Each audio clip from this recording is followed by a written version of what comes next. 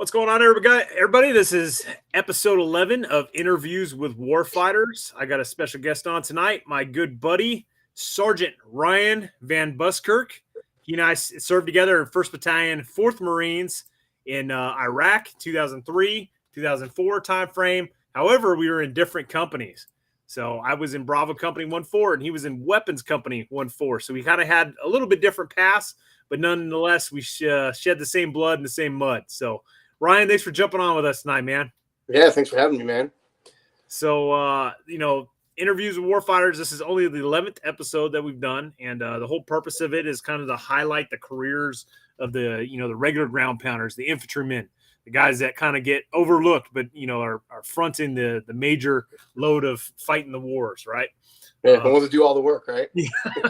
So, we often hear about the special operators, which, they're great. They do good work and everything else, but, they kind of get the limelight and everything else. And, the regular grunts kind of get overlooked nowadays. So, not that this is going to change anything, but I want to do my part to highlight the regular O3s hooking and jabbing with the enemy. So, Let's go back, man. Let's go back to way, if that was elementary school, middle school, high school. When was it that made you want to be a Marine? Yeah, so my grandpa, we were just chatting before the show. My grandpa was actually a Marine at the end of World War II. And I actually had another grandpa that was, he was a pilot in the Navy in World War II. But, I remember seeing the recruiters come in high school, right? And they hang out in the cafeteria, and their uniforms always looked awesome, right? And I wanted to join, and it was something I was kind of interested in, but my parents were kind of from that Vietnam generation, right? Where like you didn't voluntarily join the military, right? And so I didn't. I went to college. I actually got an associate's degree. I went to culinary school. I was a chef, and so I was working. I was working nights, right? And people know the night life of a chef, right? You work till 1 o'clock, 2 o'clock in the morning, and then hang out for a while and go to bed. When the sun's coming up. And so I was actually going to bed, and I saw the Twin Towers get hit, right? So I was watching the news, watched all that happen. And at the time, I was working out with this guy during the days. So everything happened, and I go to the gym, and my buddy and I were talking. We're working out, and I was like, I think I'm gonna join the Marines. He's like, yeah, me too. And so we both wanted to. We're like, all right, well, like let's go talk to a recruiter. And we lived like different parts, so like we probably lived like an hour away. So we went to different recruiting stations. And so I went, hooked up with a recruiter, talked to him, and the next day, go back into the gym. We're working out, and I was like, "You talked to the recruiter? Yeah. All right, cool. Well, next thing, like, let's talk to our parents, right? So next conversation, go back from the gym, talk to my parents, and after that, I was kind of all in. So I actually signed my enlistment papers October 11th of 2001. I didn't end up going to boot camp until August, though. So my grandpa, that I said was in the Navy, was sick, and he wasn't doing well. So I kind of stayed in delayed entry for a while. I was supposed to go to boot camp with that guy. He went before me, but yeah, ended up going to boot camp in August then of 2002. Nice. So, obviously you made the conscious decision, volunteer, join the United States Marine Corps. What made you want to be an infantryman? It was really the only choice, man. That's what, if you're going to join the Marines, like, I always say, like, if you're going to join a sports team, you want to play, right? And that's why I joined the infantry. I actually lied to my mom. I told her that I had paperwork to be a firefighter or something like that. But I went in as contract 03, and that's what I wanted to do. And, I want to go, and after 9/11, I want to go kick some ass. And so that's what I did. So yeah, man, it was a good time. Boot camp. Boot camp's boot camp, right? It sucks for everybody. Like, you just do your best not to get noticed, not to get thrashed. And I did pretty good. So I got out of boot camp because I had that associate's degree. I ended up getting out as a PFC, I think.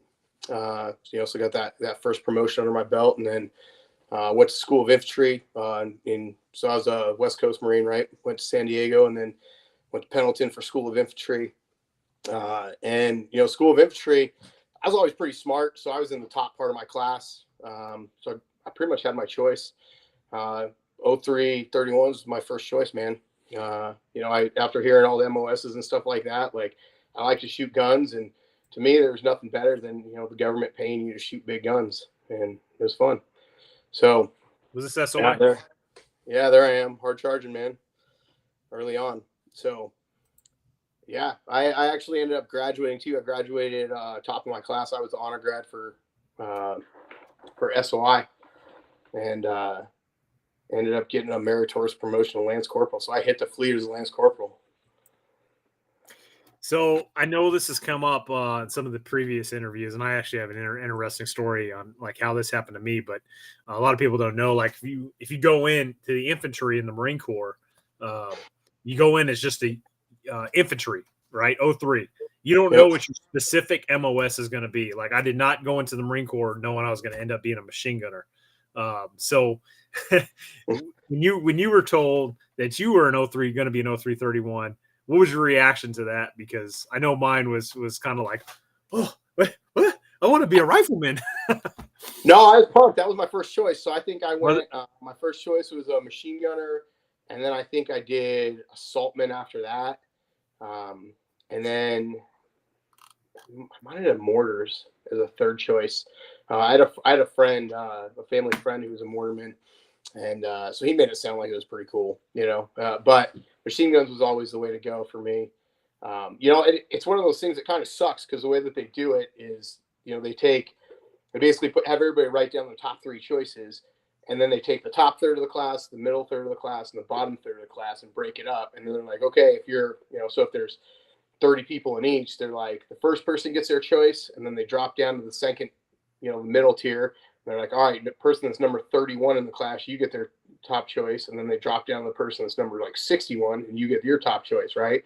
So if you're in the bottom half of that first part, like you're screwed, right? So it's kind of always that thing where you're like trying to do the best you can, like, and you're ranked by, PFTs and I forget what else they test you on, right? But it's all that stuff where you're just like trying to get as good as you can so you get a good choice. Because to me, man, being an 0311 like that does not sound like fun. Like they sleep in the dirt, man. Well, that's all I wanted to do, man. I like, being a young kid growing up is like, oh, freaking locate, close with, and destroy the enemy by fire and maneuver. And 6 inches of cold hard steel, stick it in the chest of the enemy. And that's what I thought I was going to be. And then they're like, Downing machine gunner. And I'm like, what? And dude, I'm telling you, divine intervention, because I wouldn't change anything. I wouldn't have it any other way. 0331 was just an amazing MOS. Oh yeah, man! That first time you lay down behind like a 240 and you start doing talking guns, like, yeah, I mean, there's nothing better, right? Like everybody gets to shoot an M16, like everybody gets to have that fun, like. And honestly, I mean, what I ended up doing, so I went to heavy weapons platoon, which I lucked out there. But we had everything, man. We had. I mean, we had everything to play with. So I don't know what you guys had, but I mean, yeah, we had a lot because once the war happened, and we'll talk about it later. But I mean, we had Humvees, so we went around and we did a lot of stuff, and we ended up doing a lot of different tasks. But it also meant we got a lot of toys to play with, which meant a lot of training too. Yeah, so that's where our paths kind of divulged a little bit because I went to a line company. And, we mostly had M240s at the time, M240 Golf.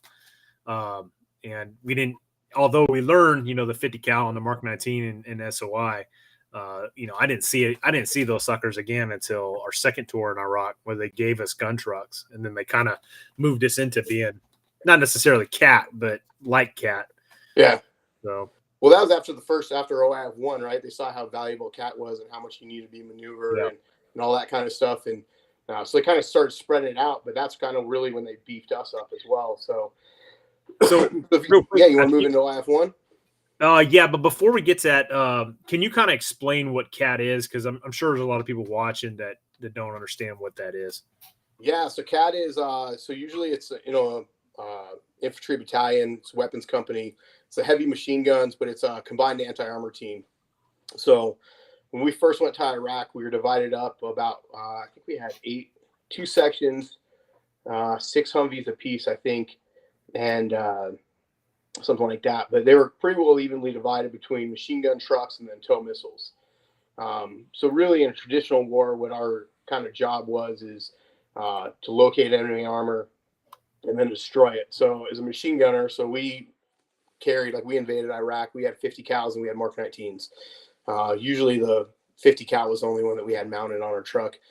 But we would, if we engaged, found enemy armor, the idea was the 50 cals would engage the enemy armor and we'd suppress them because the toes to fire, really they wanted to be pretty stable, right? They weren't too accurate if you were driving and stuff like that. So they would stop. They were super vulnerable. But while that happened, we light them up with 50 cals and then they take out the armor. So that's kind of how it started.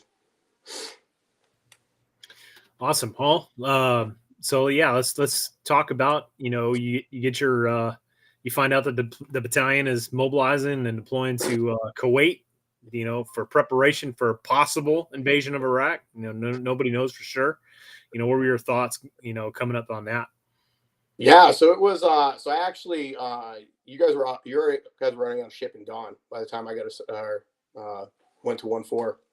So we ended up staying in Pendleton with like a holding company, and we went on planes. We met you guys in Iraq.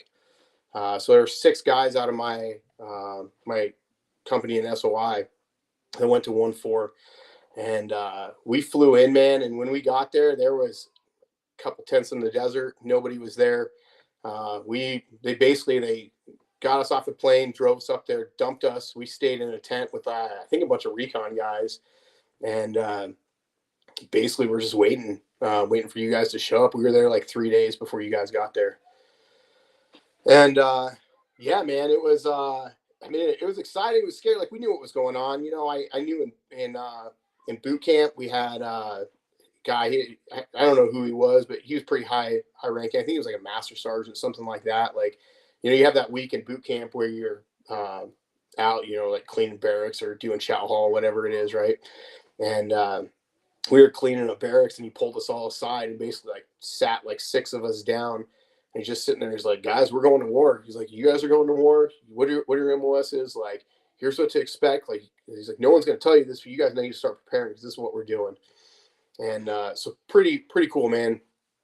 And then, obviously in SOI, like, things were building. And then we got our orders, and it was just, I think I waited like 2 weeks before we went over. But I mean, that in itself was pretty scary, right? Because you didn't have a unit. It's scary going to the fleet as it is. You hear all the stories of it and all the horror stories, but being on a plane and getting dropped in the desert, like it was interesting. Yeah, I mean, you can't even explain like what it's like being a boot, a new guy in a Marine infantry rifle company. It is just, it's. I mean, I'm sure things have changed a little bit, but it's probably very similar to what it was like for you and me back in the day. Well, and funny thing is, like I got, when I went over, because they're still kind of doing that thing where, every unit has their own equipment and stuff like that. So like I didn't get deployed with SAPI plates. So I actually had a first sergeant that gave me his SAPI plates because he's like, you're going to need these more than I will. So I had those. I didn't have MVGs. Like, you basically had a backpack, your M16 and, 6 magazines or something like that. That's what they sent us over with. So I don't even remember if they gave us rounds when we were on the plane. They might have given us like 1 magazine of rounds or something like that. Yeah, that's an important thing to note. So, around the time that this is all happening, the Interceptor Vest is relatively new. The Interceptor Vest that held the, SAPI plates, the front and back SAPI plates. And, I don't know how long 1-4 had those prior to us getting there, but they, those weren't widespread in the Marine Corps yet. Like if you had an Interceptor Vest, good, but not everybody had SAPI plates. There was an actual SAPI plate shortfall.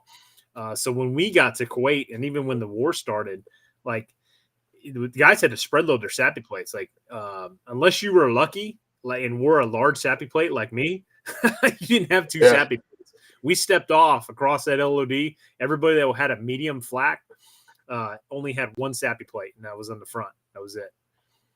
Yeah, that's a question. You put it in the front or the back, right? I mean, well, and it was funny too, because going up to that, right? Like we used movies, like why is it that holding company or whatever? We used we watched Black Hawk Down, and we did training with that. and it was a mixed match of guys that were going to different units. Everybody's getting shipped, mainly everybody's flying overseas and stuff over to Iraq. But, we had a couple corporals in there. We had, I think, a couple sergeants, stuff like that. But, they were trying to do training, trying to prepare us. And we did one training and was watching Black Hawk Down. And there's a scene in there, right, where they're like, oh, don't put your back plate in because, I don't plan on getting shot in the back. And it's like, we had a discussion about how stupid that is because you don't know what's going to happen, right? So it was definitely interesting. But it was, I remember seeing my platoon when they first pulled up and, we're hanging out in the desert and they rolled up and it's, had these Humvees. You got the 50 cal mounted on top. Someone standing up in the gun, had a pack strapped to it. And I just remember thinking, man, it's like these guys are badass. Like, it's cool. And, it was, I was really lucky. I got attached to a weapons company and it was fun. On that last note about the SAPI plates before we move on, we had one casualty from enemy fire during the invasion portion of our first deployment. And he got hit in the back. Was that Garza? Yeah. So, yeah. He did. So, yeah, who knows if that SAPI plate would have stopped, that round, but it's food for thought there. It probably would have. So, but you go to war with the equipment you have, not the equipment you wish you had. So, yeah, I actually remember watching him get airlifted out, man. It was scary too. It was, a whole different story, but we'll talk about that during the invasion, I'm sure. So, all right, man. So we're sitting in Kuwait, waiting for the word, and then the president gets on. He said Saddam and his sons have 48 hours to leave the country of Iraq because we're coming in. So, what's going through your mind there? I remember it was, so waiting up to that ride, it was a lot of fire watch. Like, we had vehicles to do. I remember walking in sandstorms, and there was two of us, doing loops around the vehicles, and. But I remember it was middle of the night, and I remember the guy that said it. He was a sergeant that was on duty, and I think the sergeants were like, because we were split up between Cat Alpha and Cat Bravo, so I was Cat Bravo, right? So two different platoons, and so we split it up between all the sergeants, staff sergeants, right? They were standing watch in the tents while the junior Marines were watching the vehicles. And I remember sleeping at night, and his name was Sergeant Niemeyer, and he wakes everybody up, and he's like, "We're going to war, boys." And then I remember it being really boring for a while. Like, everybody woke up in the morning, we got out, got all our vehicles ready, and it was just a wait, right? It was a long traffic jam. But before we get there, I want to clear something up for you. So I listened to your talk with Schomer, and that general that spoke was the baddest speech I've ever heard. And I always tell people about this. I'm glad you guys remember. I wish I could find a video of it. It was General Mattis. Okay, so it was Mattis. I remember it as Mattis, and I remember him standing on an AAV, right? And he's up there. He's got tanks on either side, and he's giving us this speech, right? It's an entire regiment, RCT-1, and he's standing on top of it, and he's like, "You guys got," because we had guardian angels out, right, watching us. So people that don't know, it's just people we're all gathered, so they're out on the perimeter watching to make sure nobody attacks us, right? And so he's like, "You guys got guardian angels watching your back, but don't worry because we got somebody watching their back." And that's when the Cobras flew over, right? And the squadron of Cobras, right on cue, comes over. It's 50 feet off the deck. And then he's like, "But don't worry because they have guardian angels watching them." And a squadron of F-18s comes hauling ass probably 100 yards off the deck, right? And I just remember if somebody would have attacked us then, they would have been screwed. It was the best moto speech I've ever heard. Everybody was just super pumped. I'm sure that's how you guys remember it, but it was awesome.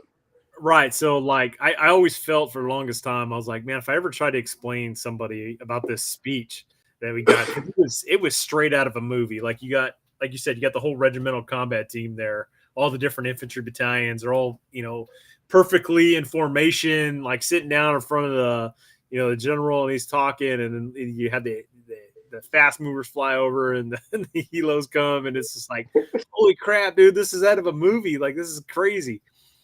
It really was, man. It was, and I remember he's got American flags up there. We got all The guy's holding all our guidons, right? So like everybody's lined up in front. Somebody's got to have a video of it. Somewhere, man. If anybody can find that, I've looked for it, and it was like we were so pumped and so ready after that happened.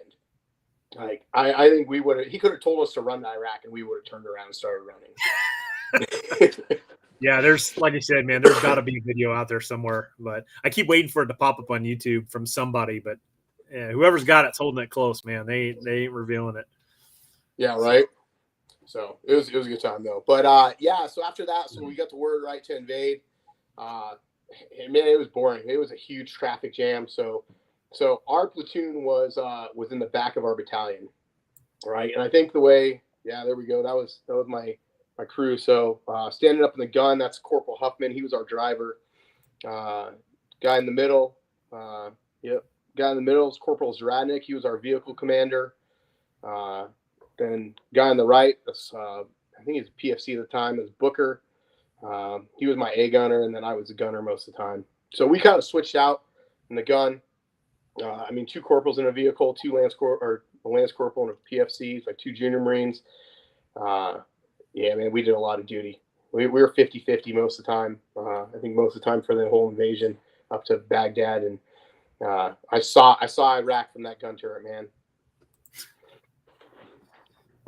But yeah, man, we so anyway, we get the word to invade, right? And we were our battalion was one of 3 battalions, I think, right, that went into we were basically leapfrogging each other. And our first mission was to go out and secure a prison or something like that out in the middle of the desert. But we, started in the middle of the night, and it's a huge traffic jam. We're not going anywhere. And we finally get to Iraq, and it's just sitting in the middle of the desert with nothing happening. I don't even think we fired a shot for the first, couple weeks, maybe. That's how you guys remember it. Yeah. So, so really our platoon was we did rear security for the battalion. Cat Alpha did. They led the battalion. So as we marched through, and I think our real combat was Nasiriyah, if you remember right. Is that what you remember? Yeah. So I remember it was we hadn't slept a lot. Like I said, I spent a lot of time in the gun. It was a lot of when I was ready to switch out, I basically kicked Booker. It was told him to get up in the gun. I'd sleep in the passenger seat or the back seat there. Get a little bit of sleep, get back up, eat or whatever, get back up in the gun. And that's, I spent probably 20 hours a day up there. So we were on 4 hours of sleep, something like that. And I remember, so we get outside Nasiriyah, and it was the first time where we were supposed to be inside friendly lines, and we had Artie and somebody else that was supposed to be watching security on us. So we were supposed to drop down to 25%, which means with a crew of 4, right? One of us is sleeping, or 3 of us are sleep. 3 would be sleeping and 1 would be awake. For 50-50, it's 2 people sleeping, 2 awake, right? So I remember it being dark, and artillery's going off. And I remember we're all getting set, super pumped to get a good night's sleep and stuff like that. And I remember our platoon commander comes over and gave us a moto speech. And that was, if you remember, Nasiriyah was the town where we had an Abrams tank drive off the bridge, and all the guys in it drowned. But basically, we ran into the Fedayeen, is what was in Nasiriyah. And so they were a local militia group, right? And the speech he gave us was basically, I think it was 3rd LAR, had pushed into Nasiriyah. One of whatever battalion was ahead of us in the convoy had taken Nasiriyah, and then they were cut off between their enemy lines. So he gives us a speech, and he's like, your brothers, they're in the town, they're cut off between enemy lines, they're running out of ammunition, and so we got to go, we got to go break through supply lines, resupply them. And so we're all pumped, and we're ready to go. It's it's middle of the night, it's dark. And I'm one of the last vehicles in a convoy that's going into the town, and I could hear the radio, right? So every vehicle had a radio, and we had a squawk box on the bottom turned down. And remember, when I went over there, we didn't have MVGs, so we had 2 pairs of MVGs for our truck, and the driver had one because we're driving blackout, and then I think we did give our gunner one, but I didn't end up being in the gun. I was sitting down in the A gunner seat, and I'm looking through a PAS 13, and we're going in, and as we're getting ready to go into the city, over the radio you hear them say, "Hey, we have Marines on the west side of the road, everything on the east side engaged." And then a minute later, they're like, wait, Marines are on the east side of the road, engage anything on the west side of the road. And then a minute later, they're like, we got Marines on the road, pick your targets, right? And they're basically telling us to shoot at anything that moves when we're first going in. And so we're coming up on the sound, or we're coming up over the bridge, and I'm looking through my PAS 13, which is it's thermal optic, right? Yeah, like this fucking big. Yeah, it's monstrous, right? So I can't hold a rifle and do it, but I just have it like looking out the window, right? Trying to identify, like trying to help my gunner out, right? Like that was really my main purpose. Like I was sticking my M16 out the window, but really the main purpose was like tell the gunner which side of the road to shoot on, anything or whatever. And we're crossing the bridge, and as soon as we hit the bridge, my battery in my PAS 13 dies. Like no light whatsoever. And it's a dark night, man. You can't see anything. And luckily, like I think by that time, like Marines had kind of taken out the Fetting, and I don't remember too much. We fired a couple shots as we were going in, and we ended up linking up with 3rd LAR, and they apparently in the middle of the night, they had all kinds of different optics and stuff, and they laid waste to some, like I think it was a field of sheep, and a bunch of stuff, and yeah, man, that was like one of the first times where like that was like a true war to me, right? Like it was real, because first shots fired, like we pulled in, and I actually remember seeing a 7-ton, and they had a bunch of Marines in bivy sacks, right? Because you have the bivy sack that goes over your sleeping bag, but it's also used as a body bag, right? So you basically carry your own body bag, and they were all in a row behind a 7-ton. There was like 14 of them, and I was thinking going into it that those were all bodies. Right. Turns out they were all just sleeping. But like for me, that was like the first moment that really kicked in that what was going on. And by that point, I think I had jumped up in the gun at some point. And I remember watching buildings burn, and they would hang those black flags out, right? And I think the black flags meant you were part of the Fetting. Is that right? Or you were grieving or something like that. But I remember the sun coming up and just seeing black flags everywhere, right? On these little mud huts, and and fires in the distance, and we finally pushed through and resupplied LAR, man. Yeah, that was the first big contact, big event for us in the war.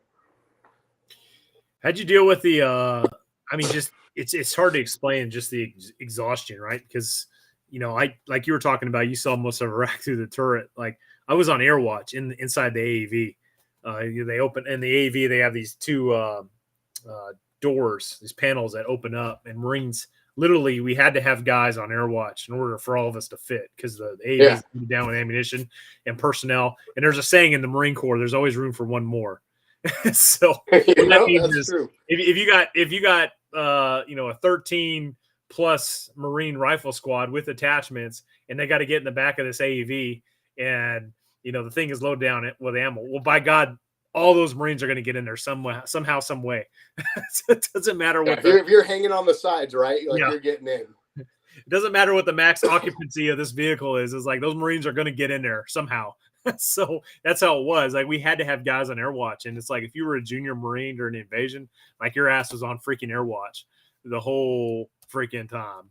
So yeah, I mean, the exhaustion, man, it got to us because, like I said, I one of my corporals was a driver, the other one was a vehicle commander. He was pretty good. He was a really good NCO, to be honest.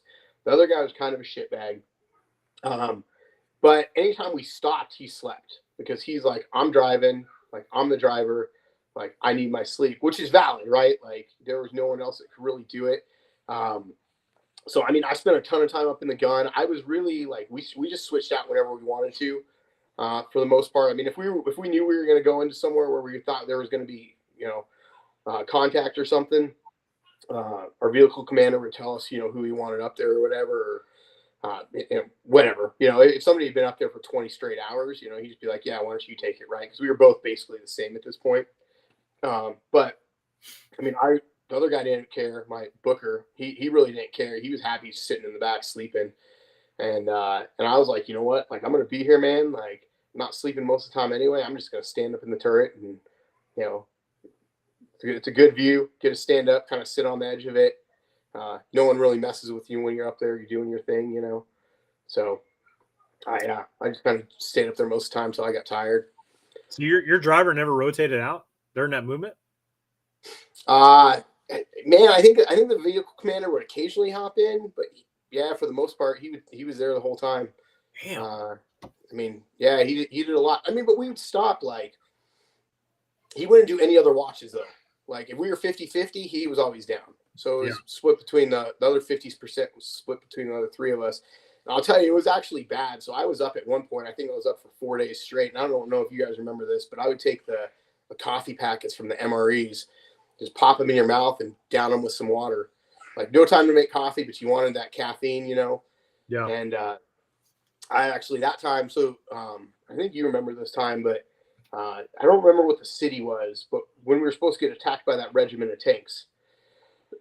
So somewhere north of Diwania, and it was nighttime.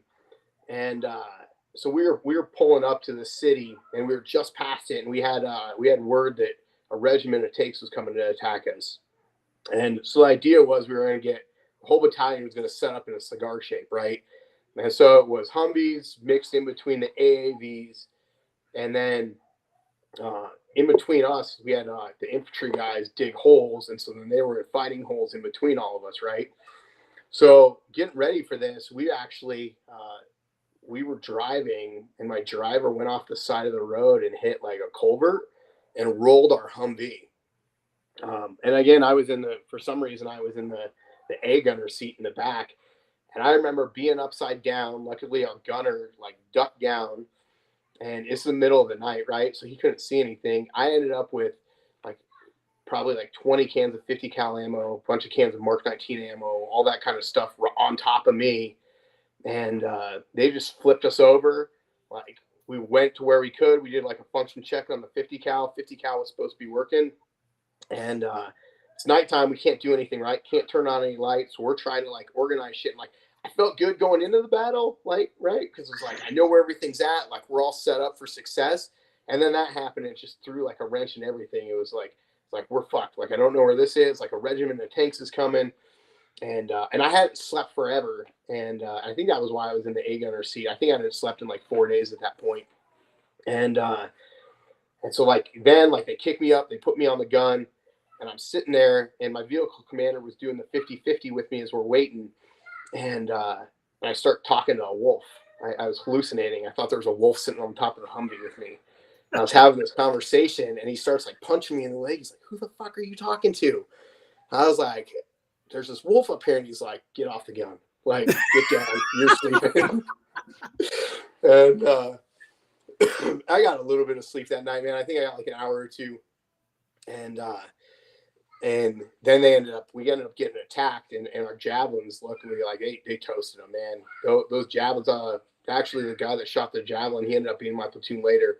So they ended up rolling the javelin platoon into CAT for a second deployment. But he was the first pilot. I think he was the first person to fire a javelin missile in combat. Really? And yeah, he lit up a bus full of insurgents that were coming to attack us. And so they fired a bunch. Cat Alpha fired a bunch of tow missiles at him because they were in the other side of the cigar shape, you know, the defensive perimeter we had. And actually, so funny story. So the first time I got shot at was friendly fire, and it was a tow missile. So we were doing that long march, right? And there was one point I was at the end of the convoy, right? And it's a long string of trucks, right? And it was like dusk time, and we thought there was an enemy tank coming up behind us. So there was like a berm on the left-hand side, like looking back, right? And I ended up being a dismount, and I went all the way out to the side, right? And I'm laying in the prone, and we're waiting for this, like all the Humvees come out, right, and get on a line. And we're waiting for this guy to come. Well, somebody misidentified the it was a Humvee, but they misidentified it as a tank. So they fire a tow missile, and they're looking through thermals, and as it's going, they realize it's a Humvee. So a tow missile is what's it stand for? Like target on wire, right? So it's actually pulling a little wire behind it, so they can control it in flight. Well, if you want to ditch that, basically what you do is you ground it and put it into the ground. So they did that, and it hit behind me, exploded, and pieces of it ended up like landing right in front of me. Like I remember laying on the ground, right, and you're in the prone, and like, you're trying to find any bit of cover you can, So I'm like hiding behind this dirt clock, and this piece of missile drops in front of me. I remember thinking the buttons in my camis were too thick, like I couldn't get close enough to the ground. And then being a boot, right? Like I just learned about mortars and like how you bracket stuff, right? And so like that happened, and I heard the first explosion, and I see something drop in front of me, and I was just like, fuck, they're bracketing me, like I'm done for. And ended up not being the case, man, but it was pretty fucking scary, I'll tell you that. That's nuts, man. Well, it's a good thing that freaking tow gunner was able to realize that it was a Humvee at the last possible second. Jesus. Right? So, yeah, I mean, and the funny part about that is the guy that did it he was a sergeant, I think, or staff sergeant maybe. So he was pretty experienced when it happened. But, it was somebody that wasn't supposed to be there. Like, they were hauled, like we had gone through like some little city or whatever. And I think we stopped and like kicked in the doors of a couple houses, took some guns off people, but again, we didn't see a lot of resistance in the beginning. Right. So like first you're finding AK-47s, and then you realize like AK-47s are everywhere. You know what I mean? So yeah. So anyway, I don't know who this Humvee was. Like they might've been somebody that was running, for one of the generals or something. They were running in between all the different battalions or whatever, but yeah. So, that's crazy, man. So going back to that night that you said we were supposed to get hit by a regiment. I remember that night. It was so dark, like you couldn't see your own hand. If you held your hand in front of you, you couldn't see it. It was that dark. And like you said earlier, like my machine gun team of 4 guys, like we only had 1 pair of 7 Bravos for all of us. Yeah. So. Yeah, and I actually remember I was looking through MVGs that night. I almost lit up a fire team because I was, like I'm in my gun, and they're basically saying like, hey, here's your left limit, here's your right limit, like anything in between, if you see it moving, like shoot it, right? And so I'm looking through my MVGs, and I see 4 guys walking out there, and like I turned my machine gun, like, and I'm sure I probably had a round in the chamber, right? And I was ready to light them up, and I'm looking at them, and then they all take a knee and get in like I don't know what you call it, it's like school circle, right? And so they all like take a knee together, and they're all facing outward. And I was like, just like going back to SOI, and I was like, those are Marines. I know that formation, like you practice that kind of thing. I was like, they're not where they're supposed to be, but like they were doing like foot patrols out there or something like that. And I mean, again, it's all chaotic, right? So you don't know what's going on, like, and at the same time, like, you have this stuff going on, like there's artillery, or not artillery. I think, well, we were probably launching artillery out. I think we were taking mortar fire at some point then. So all these different things are happening, and you're just like, you're trying to piece together like what pieces you can and trying to make the right decisions as you go, Yeah. Yeah. I misspoke. My machine gun team there's only 3 of us, but the sheer exhaustion, from having to rotate between 3 guys, somebody's always up. But that night, I think, I don't remember if it was a tank or if it was a tow, which was the first thing to shoot. But you're saying it might've been a javelin. But I remember seeing that missile go off and hit, something on the road down the ways. And it was just like, oh shit, they're coming. Get ready. It might've been a tank. It might've been LAR, because we had LAR with us too at the time. Or it could have been a tow too, because they fired tows, I know. But that was the first time they had fired a javelin in combat, was that day at that battle. I don't know if they were the first to shoot or not, but I mean, those javelins are pretty slick, man. They're good weapons. So it was, luckily we had them, but I remember that like the next morning, and I remember going up to that bus that they shot and seeing and it was just like it was like burning bodies. Like there's some guy was like in the running man position, like he was like running out the door of the bus, and like when it got hit, and they were all burnt up, and there's cars and tanks everywhere, and shit blowing up all over. Yeah. So, and I don't know what happened from there. Like I remember, I remember we captured that airfield, and we were out of rations. I think you guys are the same as us, right? We outran our supply lines. Our battalion got lost. I think our battalion actually got lost, if I remember right. And they didn't know where we were at. And we were sitting, like, each Humvee we had like 2 cases of these humanitarian rations, and we weren't allowed to eat them. We're starving, man, right? We're on 1 meal a day. And at this point, we were only on 2 meals a day to begin with, right? And we dropped down to one MRE a day. And I always tell people, like, we were so hungry because, like, when we were in a Humvee, right? So we carried extra shit. So we had toilet paper with us. So we were eating those little toilet paper packets that come in MREs. We were eating those and drinking water to try to fill up your stomach because you were so hungry. And I remember sitting there, like, eating like a fig Newton, and they come in packs of 4. And you'd eat one, and you'd look at your watch and be like, okay, I can eat the next one in half an hour. So hungry, man. And there's like, I see a goat on the side of the road, and like we had like a gallon of barbecue sauce we brought with us or something like that. And we're like, man, we should just kill that goat. We could roast that goat right here. Like, and we were starving, and then we walked by our staff sergeant's Humvee, and they're all like ripping into these humanitarian MREs, and they're good. They're like meals for 4 people, and like beans and rice, and all this stuff that's supposed to be awesome. See, we didn't know about those until we got to the outskirts of Baghdad, when the trackers were just throwing these boxes off the Humvees, or excuse me, not the Humvees, but the AAVs.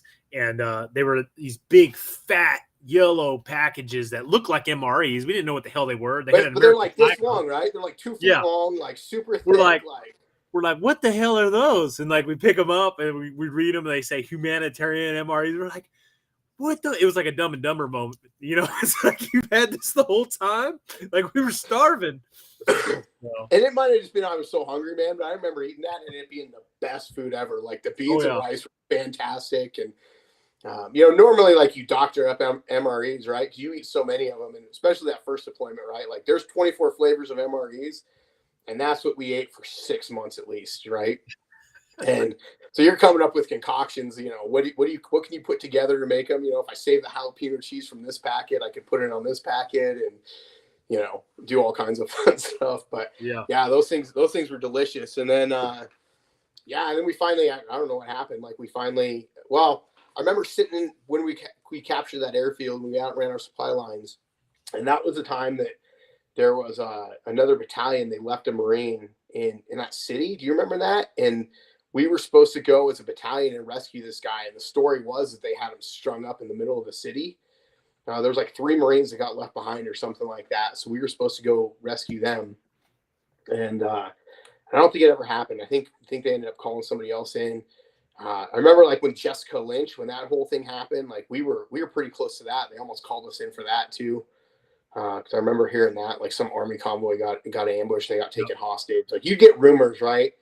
And then they'd spread like wildfire. Like, I think there was one that was like J-Lo was dead. I was just about to bring that up. Yeah.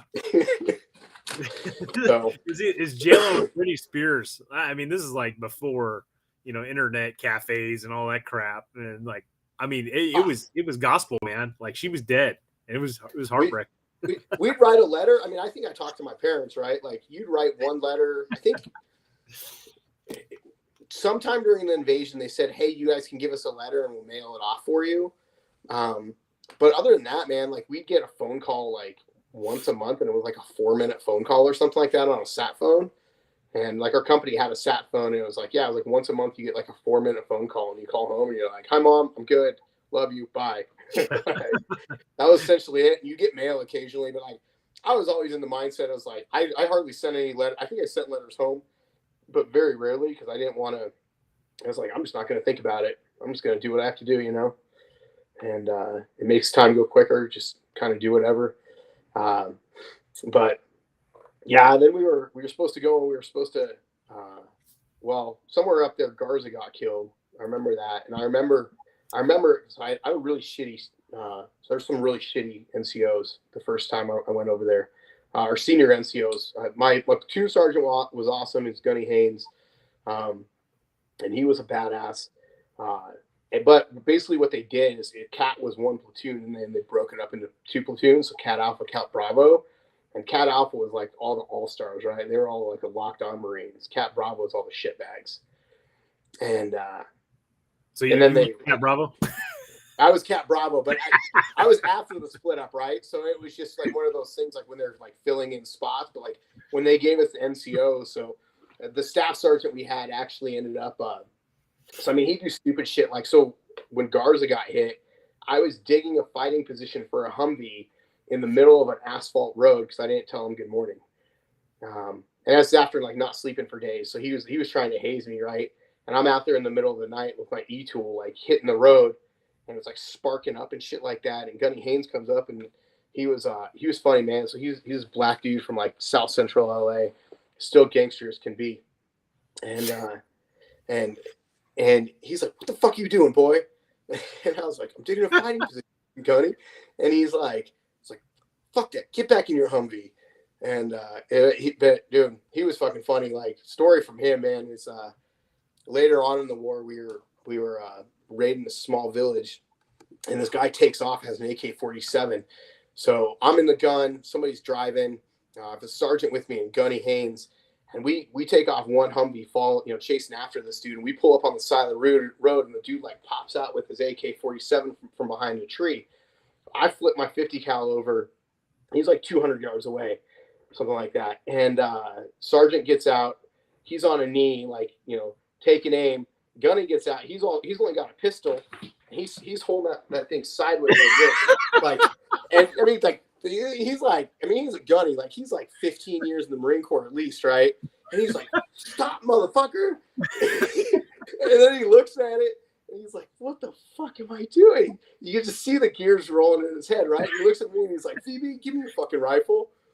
And it was one of the funniest things ever, man. It's like, that many years of training, like, he was an expert marksman, and his first reaction was go sideways gangster style.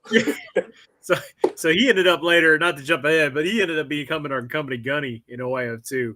And I always remember he had this cooler, and there was a sign on the cooler. It says, you touch my shit, I cut your ass. I remember when he told us he had the whole company. He had the whole company formation. He pulls out this little knife, and he's like, "You touch my shit, I cut your ass." He's talking about the cold water, right? Because ice is a Kool-Aid, man. He had a bunch of Kool-Aid. He always carried things of Kool-Aid around. He's like, "You touch my Kool-Aid, boy, I'm gonna cut you." Oh man, he was awesome. He was an awesome Marine. Yeah, dude. He was a hard charger, like, but he was fair. He was good. Like, he was a really good Marine, man. He ended up passing away a couple of years ago. Yeah, unfortunately. God rest his soul. Yeah, God rest his soul, man. But he was cool. But he was it was funny as shit, man. Like, if I hadn't been there to see it, I never would have believed it that somebody pulled their pistol out like that. But yeah. So anyway, man. So we rest of the time, like, we went up. We went to Baghdad. We were supposed to go to Al Qut, and then we decided not to go to Al Qut, so we took back roads over to Najaf, went up, and we went to Baghdad. And we did route reconnaissance. So being a anti-armor platoon, we also did a lot of route reconnaissance and traffic control points, stuff like that.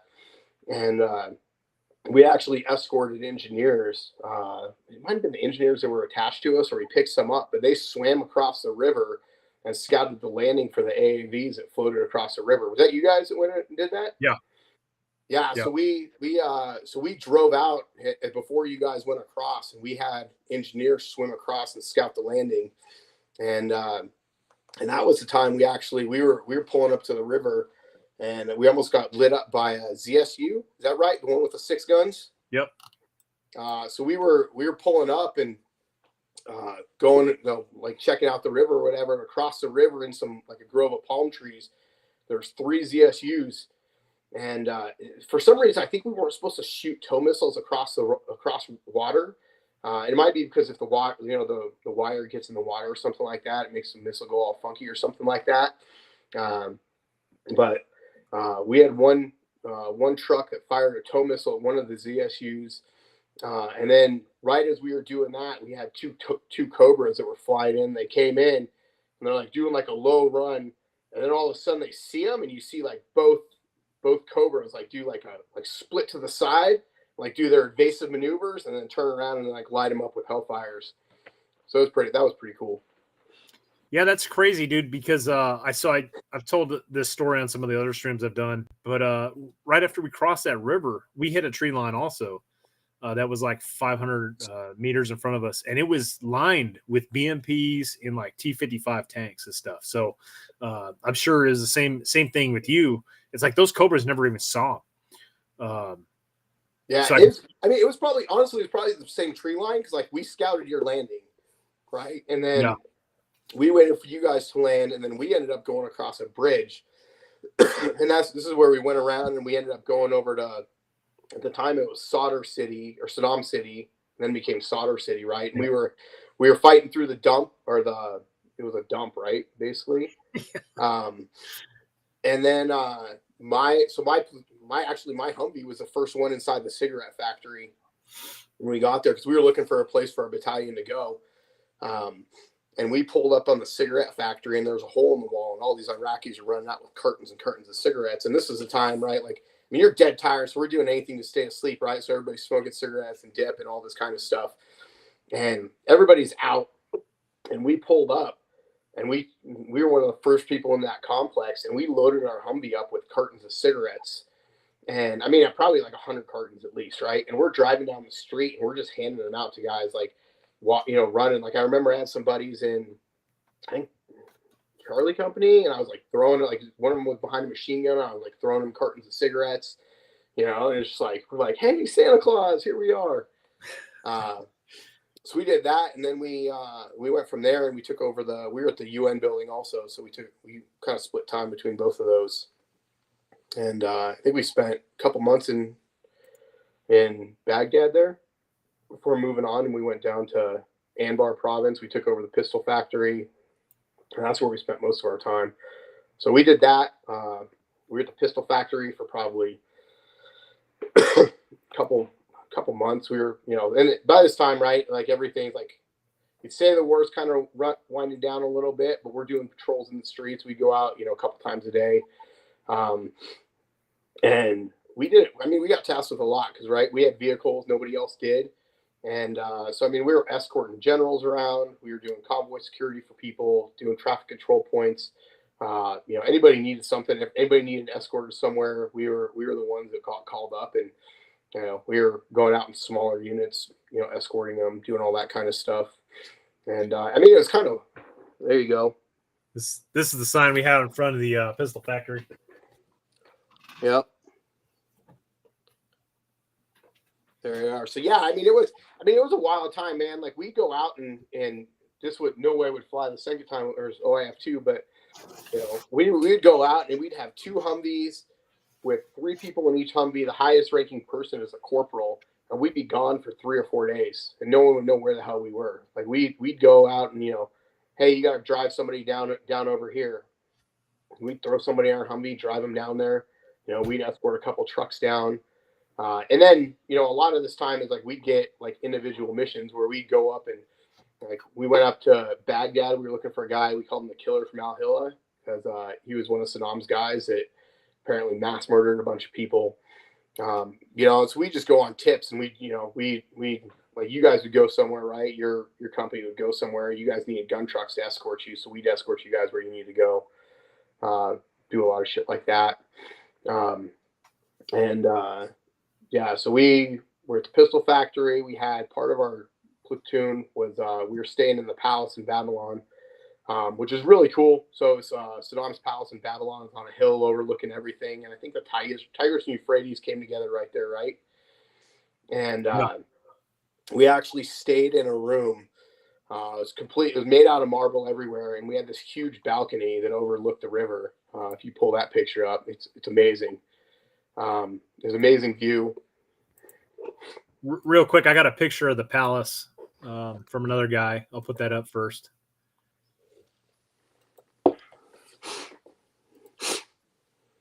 Yeah, there you go. And I think that one that you have of me standing in front of the lion statue was like, because this palace overlooked the ruins of Babylon. And it's like the cradle of civilization, right? Like, supposedly, like, that's where David slew the lion, like, Nebuchadnezzar, right? There you go. Yeah, I'm on the far right there. And that was our balcony that we were living there in that palace. Yeah, man, it was a super cool place. Is that you? Yep, that's me.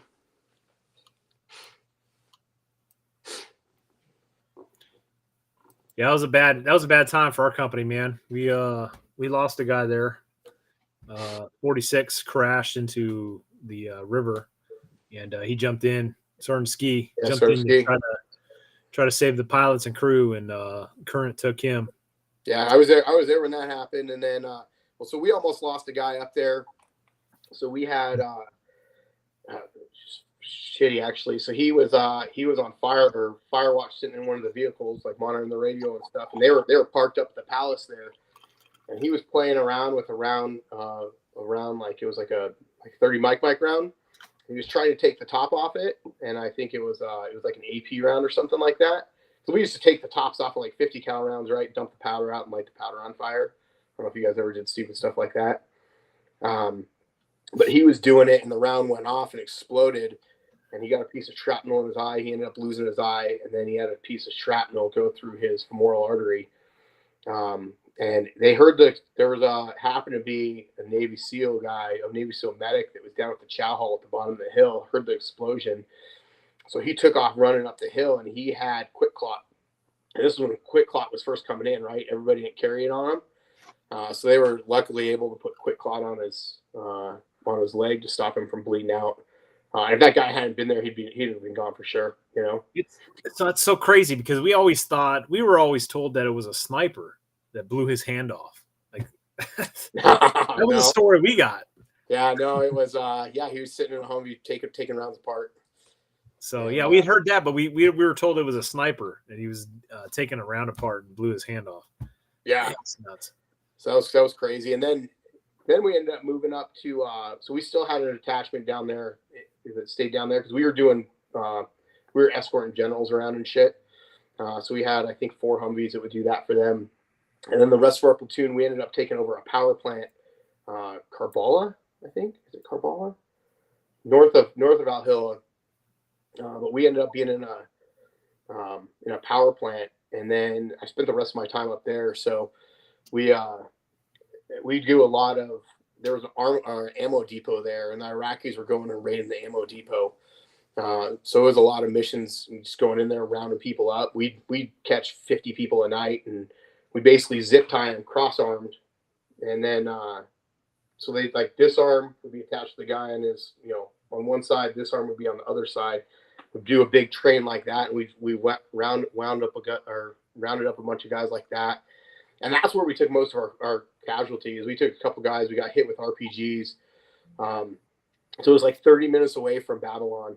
And one night we had a guy that got hit with an RPG, went through his leg, and I remember picking him up and throwing him in the back of the Humvee and just hauling ass. There's two vehicles, and we're just hauling ass down that main highway, trying to get him back to Babylon because we didn't have any we had corpsmen with us, but we didn't have any medical facilities. You know what I mean?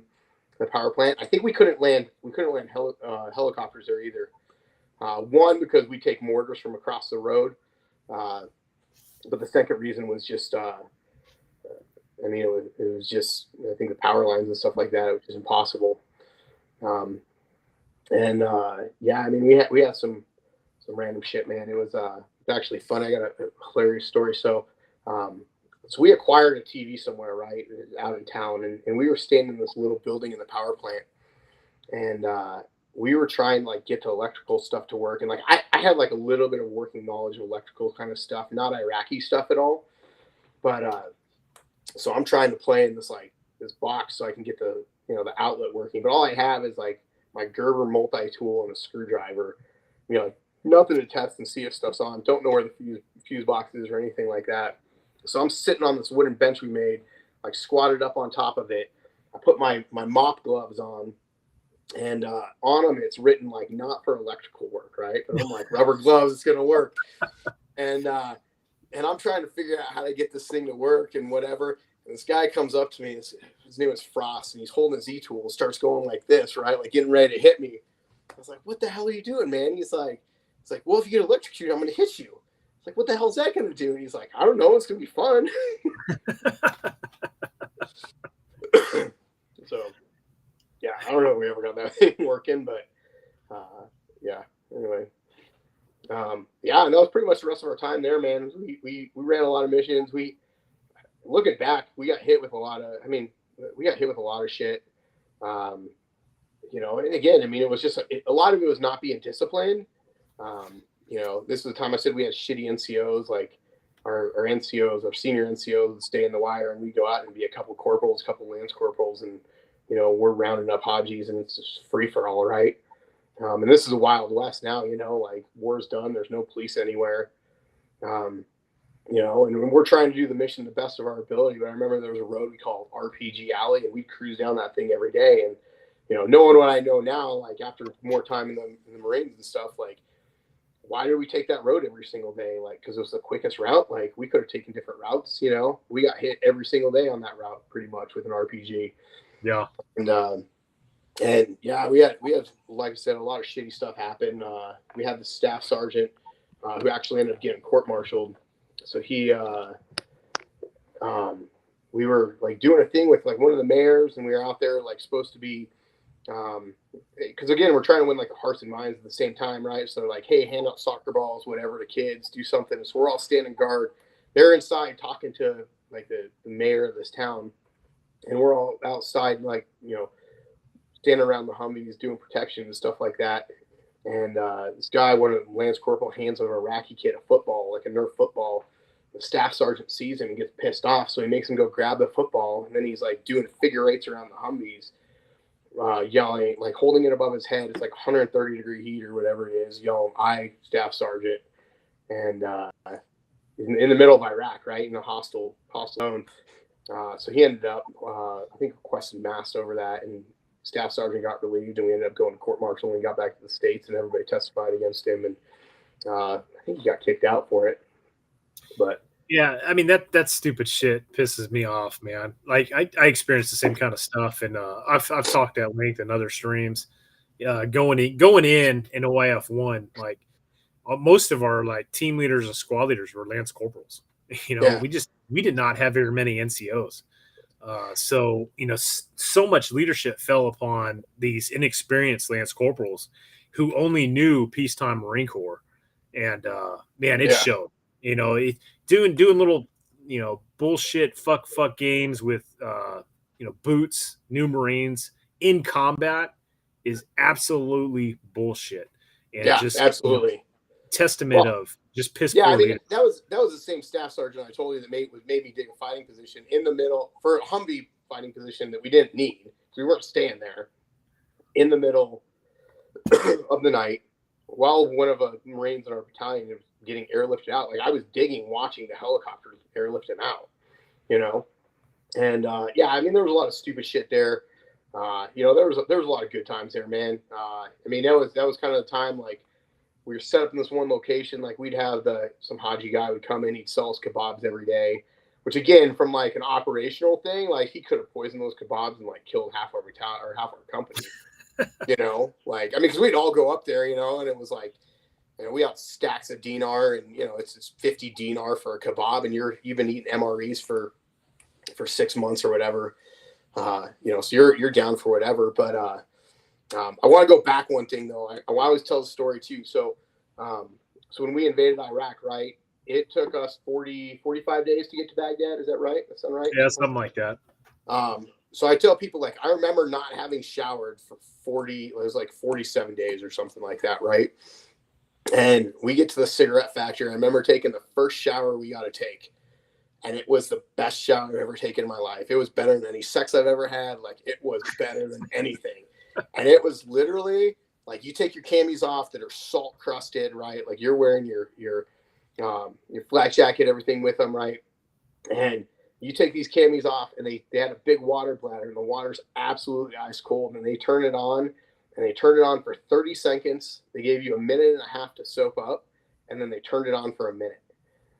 And so it was a 3-minute shower, and it was the best shower I could ever imagine. Like, get done, like put on clean underwear, clean socks, like clean camis. Like, it was magnificent. Like, just so much fun. I remember that. There's 2 showers I remember. I remember that one, and then there was one where we were at the date factory, and you very well know then Staff Sergeant Collins, now retired Sergeant Major Collins, but he held a hose, and our whole platoon, butt ass naked in line. We just went up one at a time, and he just hosed us down. I'll never forget those showers, man. Well, nobody gave a shit. We were so dirty. I remember sitting at the power plant, and we were up there, and we had like some janky ass tube that was tied to like a faucet that was still worked up there because it was still a working power plant, and so like we ran it through. So we had like some pallets that we fashioned into like kind of like stalls, and you turn it on, and this tube ran across, and like somebody just like poked a couple holes in it so they kind of go somewhere. And I mean, so you get a little bit of shower, but it's still cold as can be, Like you're doing this in the middle of the night, mosquitoes are eating you. I mean, well, then it was hot, It was. I remember that time, like people ask how hot it was, and I remember standing post in the middle of the night. And we had a thermometer next to us, and it was 2:00 in the morning, and looking at the thermometer, and it was maxed at 120 degrees. And thinking it was cold. It felt cold because during the days it was so much warmer, Yeah. So yep. I remember that first deployment, man, during the summer. Going out, we used to set our freaking 240. This is so stupid. We used to set our 240s on the bipod on top of the 7-ton, and we'd stand on this box in the middle of the cab and the bed. We stand on this box that would put us so we could rest our 240 on its bipod on the top of the cab of the 7-ton, and we'd ride around like that, fully exposed on the sides, and we'd ride around like that, man. And I remember it was so hot one time I had to wear the black leather gloves in order to handle the M240. And it was so freaking hot, I couldn't even handle the M240 for very long. It was like I could pick it up and hold it for a while, and then at some point the leather gloves would not be suitable, man, because it's so hot. I remember going out on patrols, and we bought like coolers and stuff like that, and we would at the power plant, I think we had a freezer, and we'd throw 1-liter bottles of water in the freezer, and we'd go out on patrols. And you take a bottle out fully frozen, and by the time we got back from that patrol, that water was so hot you couldn't drink it. And it was just, I mean, yeah, it was unbearable, man. Like, in driving, like the wind doesn't feel like it doesn't help at all. Like you're sweating, like, but it feels like somebody's blowing a blow dryer on your face. And we would do. I think my parents actually sent me like these canvas sacks that you'd fill with water, and they had like a cork in them, and you'd hang them from the side view mirrors. And you get them wet, and then as you were driving, it would like evaporate and cool them a little bit. But we do that. But I mean, you were dying, man. It was a struggle to survive out there,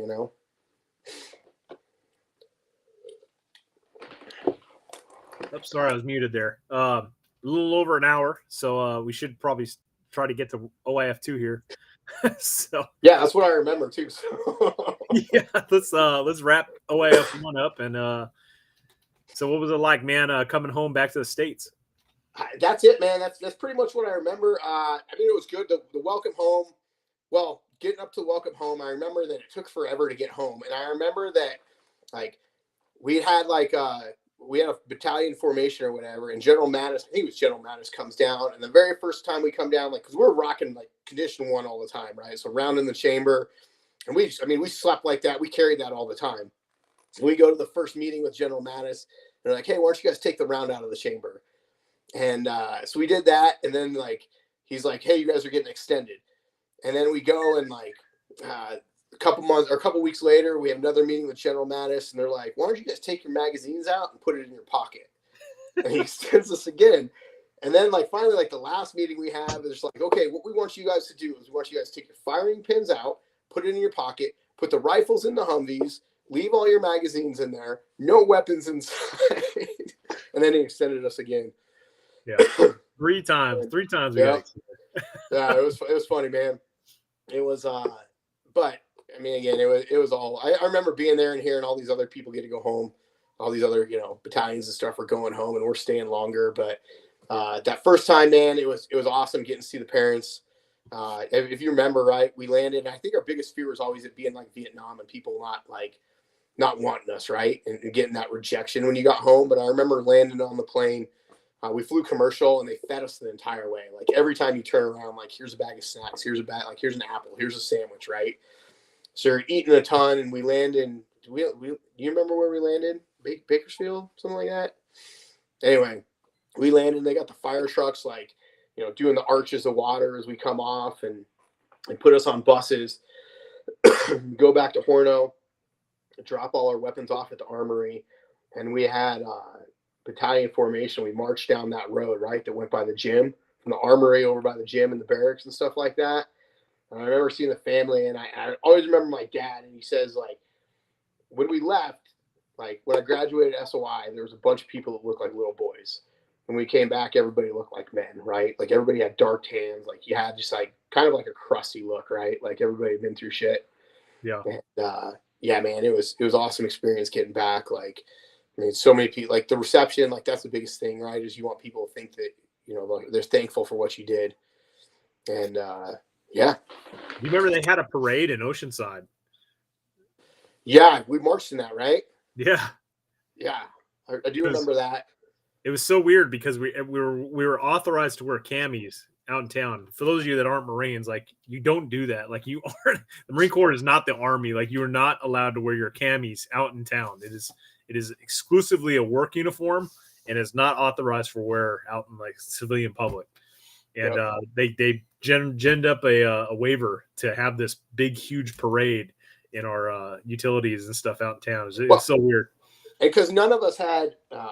None of us had like dress uniforms ready, right? Like everybody was like in storage, like people had them different places, right? Because they were all over. And yeah, so I mean, nobody had time to get stuff ready or anything, right? Like you basically just went from the desert. Like we went back to Kuwait. I think we were in Kuwait for like 2 weeks, like before we flew back to the States. But I mean, you weren't really doing anything. So yeah, and then I remember being back in. So we were at Horno. And then we started doing a workup, right, for 11th MEU. And we were partly into our workup, and they're like, hey, you guys are moving up quicker, right? So this was when they move us up 6 months, right? Because we came back September, October, something like that from the first deployment. And then we all took like a month of leave because we got a month of leave or whatever we took, a couple weeks at least. I think January we started our workup for our deployment. And it was supposed to be like a 9-month workup. And then they said, hey, you guys are leaving in June. And we ended up getting on ship in May. So this time, our platoon, we actually, we ended up getting then Gunny Collins, now Sergeant Major, right? And Captain Cuomo, he also came from Bravo Company, right? Yeah. He's still in, I think. I don't know what his rank is, but so we did a workup with him, man. They were awesome, right? It was the first time I had awesome NCOs and leadership. We had tons of training. Like we were getting ready for that, man. We go to the field Monday morning at ODARC 100, and we'd come back Friday afternoon. And it was so bad that we were in the field so much that we were actually field daying our rooms on the weekends because we never got a chance to clean them. We were just gone all the time. And I mean, they were really good. So we had our platoon. We went from like the 8-10 Humvees we had the first time. They rolled in the Javelin platoon with us. So we got, I think they had like 12 IFABs, which were like these little Jeep kind of things. So they rolled in with us. We got more Humvees. So we ended up being 3 sections of 6 Humvees, I think, when we were all said and done, plus the IFABs. And yeah, and that was the time, man, where we got to do a bunch of cool training. I mean, we had everything, right? Because we had engineers attached with us. Because this is when like everybody started realizing that we need to be more mobile and we need more shit. So they attached a bunch of guys from the line companies with us to fill up all our empty seats. So we had a bunch of dismounts, a bunch of 0311s, basic infantry. We had machine gunners, 0331s. We had the 52s, which were the tow gunners. We had assaultmen with us. We had the javelins. We had engineers attached to us. So we were pretty bloated, man, when we went back the second time. We had tons of shit, and we ended up doing a lot of shit. you know, we were pretty much the workhorse of the battalion the second time we went back, I think. See, that's funny. It was a complete opposite for us. Like when we stepped off for the invasion, like we were TO. Like we had a full machine gun section. You know, we had 3 Marines per machine gun team. Dude, when I went back in OIF II, man, we had 2 Marines per machine gun team. Like nobody had ammo, man. I mean, everything was solid. Yeah, we were pretty much 4 to 5 Marines per Humvee, all the way. And yeah, man, we got into it. We did a bunch of shit. So we started out as a MEU. We got on ship. We did we got a bunch of certifications, stuff like that. Yeah, that's a shooting a 50 cal off of the IFAV off the side of the ship. So those are all 50 cal rounds, which I think at the time I calculated that the regular armor piercing rounds were like $1.35 a piece or something like that. So that times that many rounds, and that's what we shot in one day off of one. And I think we had 2 guns going at the time, but I was a gunner there. On ship on the way over, I got meritoriously promoted to corporal. So it was, I think Shomer said it. He got promoted on ship also when he was going right, and I learned how many NCOs were on the ship, and that's how I got my blood stripes. Right, I got pinned, and man, I got smoked. I couldn't walk right for a week. Every single NCO on that ship, you know, lit me up and got both sides of me. But you know, at the time, man, I took it as a badge of honor, right? Because I mean, it was hazing, but you only did it to the guys you liked, right? Like it was an honor thing, and if people did it to you, like setting the pins, I mean, you didn't do it to people you didn't like, and people that you didn't know were good Marines, right? So that's Gunny Collins promoting me, or getting ready to promote me. But yeah, man, it was good. So we did that, and then so I think we went to Hawaii. We spent, I think, 5 days in Hawaii, like 3 of which were training. We got like 2 days of libo, and then we got back on ship, and they're basically like, "Hey, you guys are going straight to Iraq and getting off ship." We did have a funny thing, if you want to throw that picture up, where we put the rounds through the deck of the carrier. So we were shooting 50 cal off a tripod, and we throw boxes off, and then we just shoot them as they sailed away. Well, one of the legs of the tripod gave way as we were shooting. So somebody was holding down the trigger. Obviously, we put 2 rounds through that's a little skirt that goes around the back of the carrier. And needless to say, the captain of that ship, or the admiral, whoever was in charge of it, man, they were not pissed. They were not happy. They were pissed. And I think that was the end of us shooting off the back of the ship. But yeah, so man, we get back to Kuwait. We're in Kuwait for, I think, 2 weeks before we go back to Iraq. And this is a time where the insurgents really started coming in, right? So this is when they started armoring Humvees. So our Humvees weren't armored the whole first time we were in Iraq, and they ended up putting a bunch of plates and stuff on there, which turned out to really be bad for the Humvees, because there was a couple hundred extra pounds of weight, which they didn't beef up the suspension at all. So we were breaking shocks and axles and stuff like that like crazy. And we got a couple of those up armor Humvees. Those were the good ones. Those were the ones that were meant to be armored. I don't think you had a picture of the ones that weren't meant to be armored, but we essentially go to Iraq, and we were split up. Our battalion was split up. We had half of our battalion was up in Najaf, and then the other half was in a city called Diwania. And I was actually down in Diwania. We were staying down there, and we'd been there for a couple weeks. And you know, this time we get get a few phone calls. They have internet centers, internet cafes, stuff like that. So we're talking to home, doing stuff like that.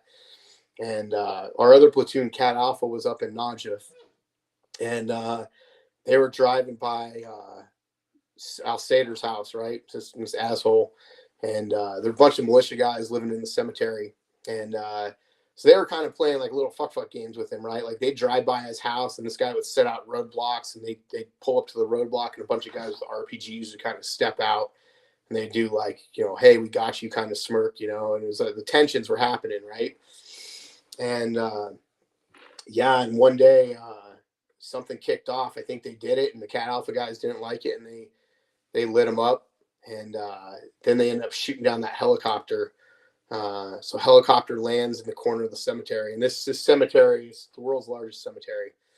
I think at the time it was like 5 miles by 5 miles. Like it's got a Ferris wheel in the middle of it, and it's shit's extremely close. It's got like crypts, mausoleums. So yeah, that's the helicopter they shot down. It was in the corner of the cemetery. Cat Alpha goes in, they grab the pilots, they strip it of all its sensitive materials. They think they light it up with a thermite grenade. And then it was on all these militia. There was like 2,000 militia in the cemetery, and they start fighting us, right? And so we get word, and we're in Dioneo, which is like not 2 hours, maybe 45 minutes away, something like that. And this time around, I was Gunny Collins. I was his gunner. So we had a corporal, Gunny Collins, me, and we had this other guy who was our A gunner. It was a shitbag. But so we're going up there, and I'm the last Humvee in a column. It's a column of like 30 vehicles, right? I think we're taking a 7-ton too, because our 81 platoon at the time was acting as a rifle company, and they're fighting from the edge of the cemetery in through the cemetery, and they're literally fighting tombstone to tombstone. They can hear guys talking. So that's Revolutionary Circle. That's the corner of the cemetery. So everything to the left and up north of that picture is cemetery. So it's a 4-lane divided highway, right? And so I'm on the gun, and I'm facing backwards, right? Because I was the last. Gunny's vehicle was the last vehicle in the convoy for the platoon. And we're going up there, and I feel the wind on my back. And it's August, right? So it's August 5th, I think, and it's hot as hell. It's like an air or a hair dryer blowing on you. It's pretty calm all the way up there. And as we're going, we're supposed to replace some tanks that were guarding. They were sitting on basically where that Humvee is right there. They're sitting on the road guarding so nobody can go back up and reinforce into the cemetery. Everything that's to the left side of that is Old City and Najaf. And I mean, it's like historical, like biblical old, right? And it's over there. So that's where all the militia were. We had an agreement, basically, we're not going into Old Najaf. We don't go into the cemetery, right, up to this point. And so last vehicle in the row, and our first vehicle goes up, and they're going towards Revolutionary Circle there. And they go by, and then we're all like 100 meters apart. Second vehicle goes by, and you hear a pop. Next vehicle goes by, you hear a couple more pops, right? They're starting to get shot at. By the time it gets to me, I hear on the radio, it's like contact left. I flip my machine gun over, and I'm basically coming up to an alleyway, and I press on the butterfly trigger. I press on it like 5 feet before the alley starts and let off of it 5 feet after the alley ends. And by the time it gets to me, it's just full on like machine gun, AK-47. I had rounds bouncing off the Humvee. I had a shield in front of me, right? That shield you can see right there in the front. And it was funny because they put those on when we were in Kuwait, and I actually complained about it because I was like, it can't traverse a machine gun. Like, I don't like it. It's stupid. Don't want it, right? And I had a round bounce off that shield. Would have gone straight into me on the left side, right underneath that ammo box. Would have gone in, hit me in the gut right underneath where right where I didn't have sappy plates. Yeah, so if I didn't have that shield on, man, I might not be here today. But so we go on. Yeah, we took a shit ton of rounds going up there. We relieved the tanks, and I spent the next 3 days of that battle. Well, that day I was on the road, that road that we saw going up to Revolutionary Circle, and my truck with another truck on the other side of the road. We were basically doing talking guns. We had a police station off to the west. So we're facing south. The east side is Old City. And then up near Revolutionary Circle, we put the rest of our Humvees and stuff. We're sitting against that wall, shooting into the Humvee, or shooting into the cemetery. And we actually ended up taking over a school. It's on the corner right there. But we sat out there all day. And I was up in the gun. Somebody ran my way. I could see down the road like clear field of view, like 400 yards. So somebody ran my way. I'd shoot at him, didn't hit him. I'd yell at my buddy Joe that was, on the other side of the road because it's divided by like trees. I'd yell to him, hey, there was a guy like 300 yards down the road, and then he'd light him up, and then it would go the other way. So both times, and we spent an entire day doing there. And actually, so this whole time, so I ended up getting Navy Marine Corps Commendation Medal for that whole time being there. It was a pretty badass write up what they had there, but yeah, I mean, we took 60 millimeter mortars, 82 millimeter mortars, RPGs, machine guns, sniper fire. They, at one point, the insurgents tried to cross the road and reinforce police headquarters there. That basically would have stopped us from being able to resupply. They would have cut off our resupply route and kind of encircled the battalion. At one point, we had a guy with an RPG stick his head out. He basically popped out of the alley, fired an RPG, bounced it off the ground, and it like skipped like you're skipping a rock off a pond. Went above me and bounced and exploded right behind me. We had our Humvee got lit up with shrapnel. What else happened there, man? We spent an entire day basically there. They estimated a couple hundred insurgents we stopped from crossing the road there. Just to put this in perspective for you guys, like that is the Najah Cemetery. That's what we were fighting in. Isn't that insane? That is like a mount town from hell. Yeah, I mean there was guys where literally our 81's platoon. So we lost a guy that day, Sergeant Reynoso. So they were cut off in the cemetery, but they could hear them close enough. They were talking and they were shooting people with handguns and throwing grenades at them. Right? They were that close. And he actually, so he ran a section for the 81's platoon. They were being like riflemen, and it was night. They were cut off, so he basically gathered the grenades up from everybody in the platoon, or in his section that was there, and he drew the enemy's fire while the rest of his guys got out, and he ended up getting killed. The next day, we had another guy in our company, so 81's platoon, Corporal Abad. He took a direct hit from a 121 millimeter mortar. So he actually, it was, it's everybody always asks me like, do you think like this is connected to the war on terror, all that stuff? So when they were working on him, right, you always used to keep your ID card in your left cami blouse, right? And they were working with him and they took his blouse off. 3 months later, they ended up finding his ID card in Afghanistan. So, I mean, is there any doubt in my mind that all this is connected? No, like not at all. I mean, at the same time, we were fighting Iranians. There was a part later down the road where we went to the neighboring town, Kufa. Kufa had a part, it's called Little Iran. A bunch of Iranian National Guard guys about if Americans came in there, they weren't going to leave. Yeah, man. I mean, we captured Saudi guys. I remember capturing some Saudi college students who came on their spring break because they just want to kill Americans. So we had 3 really hard days of fighting there. We fought through the cemetery. Like I said, I spent a day on that road, and then we had vehicles on the edge of the wall of the cemetery, and we were just shooting there, and then we commandeered a school, and we put all our machine guns into the windows of the school, so we're shooting out over into the cemetery. And so we had fire teams in there, and then we were sitting on top of the building, calling in artillery and mortars. I remember calling in C-130 gunship one night, and because we had an FO with us, right? And it was awesome, man. I remember being up on top of the roof, and you hear them call them in, and it's Puff Magic Dragon or whatever their call sign was, right? And they're like, hear them on the radio, and they're like, "Hey, we got 3 guys pushing a cart. Some kind of tube on it. Yeah, it's a mortar. He wants to take him out." And you hear Colonel Mayer on the phone. He's like, "Take him out," And all of a sudden you just hear, zzz, and you see this stream of red light come down, and they're like, "Target neutralized, moving on." Like, and I was like, I remember how scared we were taking all those mortars and artillery and shit, and everything that happened. I was just imagine, man, like there's an airplane flying at 40,000 feet, and like, all of a sudden you're walking down the street and then you're gone. Right? Where you see your buddies, man, and it's a sure firepower. Like everybody forgets about Najaf, man, but they brought shit when we took that out. We ended up being there for 3 days. We got 3rd Armored Division, I think, is who ended up replacing us, if you remember right.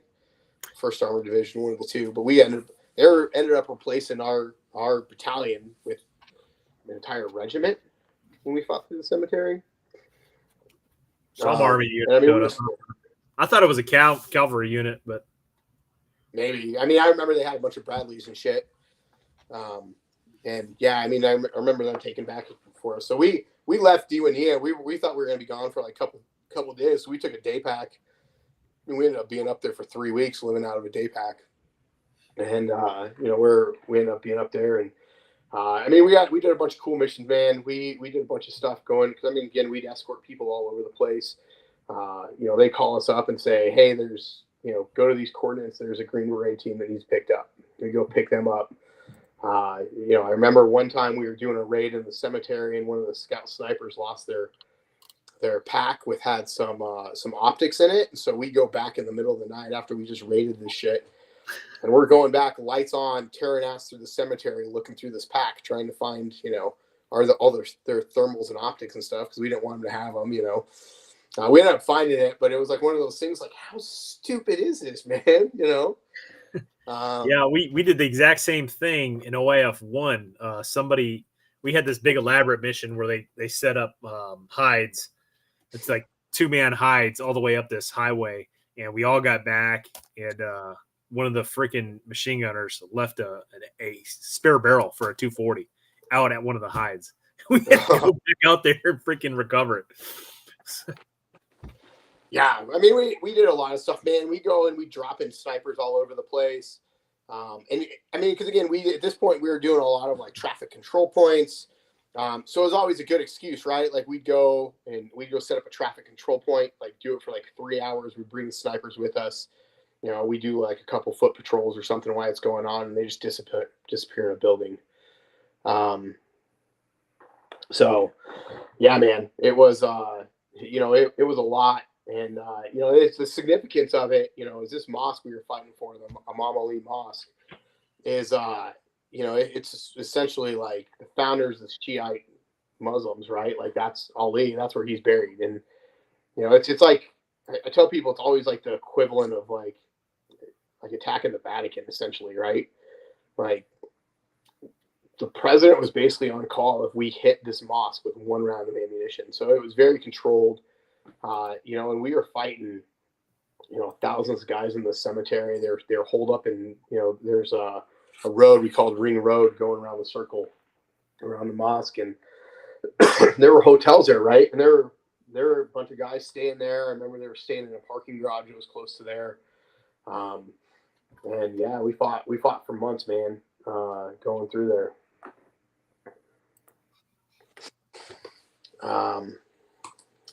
What else about the Battle of Najaf, man? It seems like it was a long time. I don't think it was actually that long. I remember, the build up to it. So the final end of it, man, is some of the coolest shit I heard. So we fight all the way through the cemetery, or most of it. We're going to go take this mosque, and so basically the idea is we're going to take every building around the mosque, and then we're going to let the Iraqis come in and take it, right? Because we're not supposed to set foot in it because we're not Muslim. And Kurdish Special Forces. What? Kurdish Special Forces? Kurdish Special Forces were the ones that are supposed to take the mosque. There you go. And I remember going up to it at the end, and we inserted two rifle companies into these buildings. But so we kind of escorted everybody around there, right? And we got them back there. And I remember we had tanks going up. They were the first ones to go in and kind of clear the way, and they're going up this hill. If you have that picture, that one that you can see the hill or the mosque in it. It's from a gun, but you can see, the old town. So you see that road off to the left. So we go out at night, and there's a company of Abrams, so 4 Abrams tanks that are going in. And I remember them going up the hill, and their call sign was Tiger. At first, they can't find it, and Colonel Mayer, like, such a badass, man. I don't know anybody that wouldn't follow that guy anywhere. But they can't find it, and so they're on. They call him, and his call sign is Pale Horse, and he's like, "Stand by, Marines! I'll show you." And he takes off on a soft-sided Humvee to show them where the road is. But these tanks are going up, and their call sign's Tiger. I hear them on the radio, and they're rolling 55-gallon drums of diesel fuel down and like bombs attached to them, trying to blow up the Abrams. And so they're going up this hill, and I remember hearing them on the radio, and they're like, yeah, be advised, we're taking heavy small arms and RPG fire, and or small arms and machine gun fire, something like that. And then they're like, wait, we got a hat trick. We're also taking like heavy mortar fire. We're advancing. And it was one of the coolest things ever, man. Like they get up there, and we end up throwing the AAVs in, and they, we take the 2 rifle companies up. They take over 2 buildings. They just got absolutely annihilated, right? Alpha Company and Bravo, right? That was up there. And I mean, we were taking individual buildings, and at this point, it was like destroy everything around the mosque, just don't hit the mosque. And I remember every building being numbered because we had a map for it, right? And I think one day we dropped like 20 JDAMs on buildings. I just remember hearing the radio, and you'd hear the F8 teams come in, and they would, the thing was they'd turn upside down, and I think they called for pop, right? So they identified the target, and they were all identified by number. So they're like, hey, hit building A2. They pop, they're like target identified, and then they're climbing, and then they like flip over, and then they dive and drop their bomb. And you just hear these guys come in, and like, we know they're coming. You can't see the planes at all, and just boom, building goes away, And man, we had a lot of days. Like we pulled up there, we'd resupply people, and I remember RPGs getting shot at us. We're sitting behind a wall, and I remember seeing the trail of RPGs going by our head. And one time, someone shot an RPG, hit this gate, and I'm up in the turret, and it just goes like, it's like slow motion, like spinning, like goes swirling by my head. And I just kind of duck a little bit, and yeah, man, it was brutal. And we fought for a couple days, and yeah, at the very end of it, they negotiated us like a ceasefire. They all walked away. They dropped their arms and walked away, and really bittersweet. And then they went up to Fallujah, and we kicked their ass up there too. But yeah, yeah. So we did a lot, man. Like on base, we were always out driving around doing stuff. We did security patrols. We do 2 or 3 security patrols a day for each section we had. And I remember sometimes, so like how real stuff was. So that at this time, right, because Najaf is kicking off, we have a bunch of reporters attached to us, CNN and everybody, right? And so we were going to do, we were doing a reconnaissance mission on Kufa. And so we had a couple Navy SEAL snipers with us, and they were looking for a spot to insert. So we take them this back way over to Kufa, and we're sitting on a road. I'm the second Humvee. There's a Humvee ahead of me, like on the right, like we're staggered, right? It's like 150 meters ahead of me. And about 200 meters ahead of that, right, is a crossroads. And so we're sitting there and start taking sniper fire. And like, and I actually got hit. Like I'm leaning against the back part of the Humvee, it's like an octagon, like the armor piece, right? And I got hit like right beside me. Like didn't hit me, but bounced off the shield right by me. And that was Gunny Collins' gunner at the time, right? And I look over, I'm like, hey Gunny, I'm taking sniper fire. He's like, you know where it's coming from? It's like, I think it's that school up there. He's like, should have said you were sure. Would have let you light it up. And so I didn't get to light up the school. He's like, just duck down a little bit. We're almost done. And about that time, they drop a mortar, and it hits dead center on that crossroad, those 2 roads. And we're like, oh, shit, this is a registered mortar target, right? And so we shift our Humvees, and we move back, and where the Humvee was in front of me, second mortar dropped right where they were sitting. And as soon as that hit, Gunny's like, all right, we're out of here. So we haul back. We're going back through town, and there's a tire factory in Najaf, and we drive by this, and we probably got 16 trucks with us, 16 Humvees, and full machine guns, everything like that. And some idiot shoots at us with an AK-47 out of one of the windows of this tire factory. So we all stop on line, turn our machine guns sideways, everybody dismounts, and we unload on this fucking tire factory. And it catches fire. Like people are dropping Mark 19 grenades through the windows. Like I think somebody shot a tow missile at it.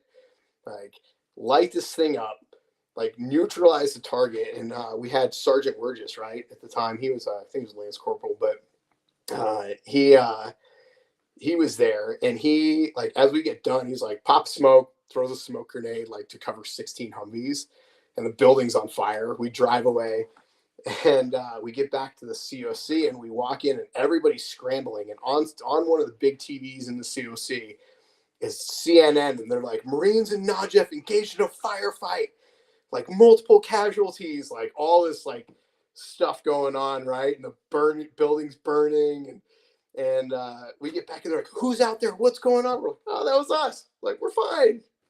Nothing's going on. But the amount of time, like, we didn't even have time to call it in. Like, we were 5 minutes from base. And the amount of time that got on the air, like, everything got misinterpreted or whatever. But yeah, I mean, Kufa, like, I'm glad we didn't take Kufa. Like, you guys did a raid there. So that night you guys did that raid where you guys lit all that stuff up. Do you remember the night before that? So we were supposed to go in the night before that. And so my platoon or my section was actually, we were supposed to create a diversion. So we were supposed to drive into that part of Kufa that they call Little Iran, get all the attention of all the Iranians, pull back out like 100 yards to a traffic circle, set up a TCP, and then engage them once they engaged us as like a decoy so you guys could attack the other side of the city. And we were supposed to do this, and everybody's like, it's stupid. And then they're like, oh, by the way, the rest of the battalion is attacking on the other side of the city, so you guys can't use your heavy machine guns anymore. And I mean, that was one of those times we're sitting there and we're all like, yeah, we're going to die. Like, this sucks, man. And what are you going to do? And thankfully that raid got called off, because I'm sure it would have been tons of casualties because it wasn't good. But the next night we raided Kufa, and that was just a shitstorm. We dropped tons of mortars on them. I fired all kinds of shit. So that was a pretty big one. Yeah, after that, man, we went up to Karbala. So Najaf finished off. We cleared Kufa. We went up to Karbala, and we're doing peacekeeping up there. And we were kind of all around, man. We went up to Fallujah a little bit. We did convoy security up there. It was about the time we started getting hit with IEDs. We were trying to repair roads and bridges and stuff. So that's, we had a guy in our platoon actually get killed. He was, so basically we were trying to repair this bridge in this small shithole town that, the terrorists blew up. And half of our platoon was going up from the north, the other half was going up from the south, and we were going to take engineers with us. And so they left earlier than us, and their Humvee got, he was the last Humvee of the convoy, and they got, a car came up and ran him off the road, and he got ejected out of the turret. And then we had, all these radios and shit there. And so we had thermite grenades strapped on the top of it, and they also happened to have our engineer in the Humvee, that Humvee. But so they rolled, Humvee's disabled. So they get him, he's ejected, he's unconscious, he's probably dead at this point. They find a couple M16s, they function check them to make sure they work because everything was rolled. They pull the pin on the thermite grenade, burn down the Humvee, and then they hijack a Haji car. And they happened to see an army base on the map when we were, planning the mission. So one guy was driving, one guy was in the back seat with the guy that was hurt. His name was Lance Corporal Nick Anderson. They were with him, and the other guy, our engineer, Corporal Vallejos, is sitting on the top of this car with an M16, basically providing security as they're driving back to this base. And they almost get lit up going into the army base because they're not expecting anybody. They see a red or an orange and white car. Yeah, I was wondering about that. Jesus. Yeah, they came really close. I mean, luckily they ended up seeing the Marine. I think we had like these flashing strobe lights. It's called a Phoenix 7, something like that. So we all carried them because we almost got lit up a couple times by C-130s and stuff like that, driving in the middle of the desert. And so yeah, they get back to the base, and they couldn't save him, but all of our guys didn't know what happened because it happened so quick. They couldn't get him on radio. I think they actually had like a handheld radio that they picked up. They turned over to the air frequency, and because they saw a helicopter flying over, they were trying to pick up the helicopter to get him to call people in. And so all our guys, that section of our platoon, goes back and they see the Humvee burning. It's like Black Hawk Down, right? Like Haji's jumping on the hood and, it's burning and it's exploding because we got claymores inside and C4 like satchel charges and shit like that. And so yeah, they laid waste there. Yeah, man, that was one of the rough times. That's one of the rough times I still think about. I still remember that kid, that guy, and I remember the last time I saw him and he was sitting up in the gun. And I just remember looking at him, and I don't know why I thought this, but I remember looking and thinking how old he is, or how young he looks. Like he looked like a kid. He was 18 years old. And at this time, I went in when I was a little bit later, so it's probably 25, 26. And I remember looking at him, just being like, man, that kid. But yeah, so what else did we do? So we went up, we did a bunch of Fallujah. We were up in Abu Ghraib, convoy security. This times the surgeons were coming and we're getting hit with IEDs all the time. We got hit with a ton of IEDs. So pretty funny story. Turns out good. So Christmas Day, 2004. Yeah. So Abu Ghraib, that's one of the towers, right? Prison that we basically turned into our base, which it's meant to keep people in. It's also meant to keep people out, right? So yeah, Christmas Day, 2004. We're like one of the only people working, right? Because everybody else is inside the base and we're out doing security. So we're going down to Najaf to pick up the chaplain and bring up Karbala so he can do services. And there's a little shithole town in the middle of it. And we, at this time, we were pretty well trained, right? And so we see a car sitting in the middle with hood open, trunk open, which means like usually it's a sign that they're an IED or they're a vehicle IED, because it helps like the explosion go out or something, right? So we see this thing. Everybody goes like from the median, like we're normally driving in the middle of the road. Everybody goes far right side. We're going like 50, 60 miles an hour or whatever, how fast Humvees go.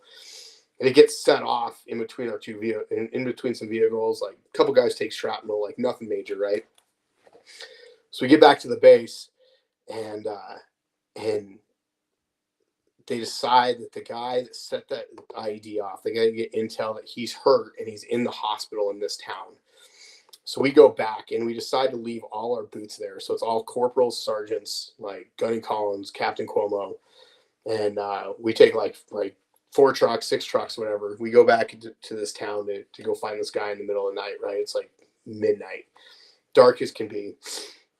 And so we go to this town. It has like a traffic circle. It's got a road like north, east, southwest, right? So 4 corners. The one to the east is like a dead end. That's where the police station is.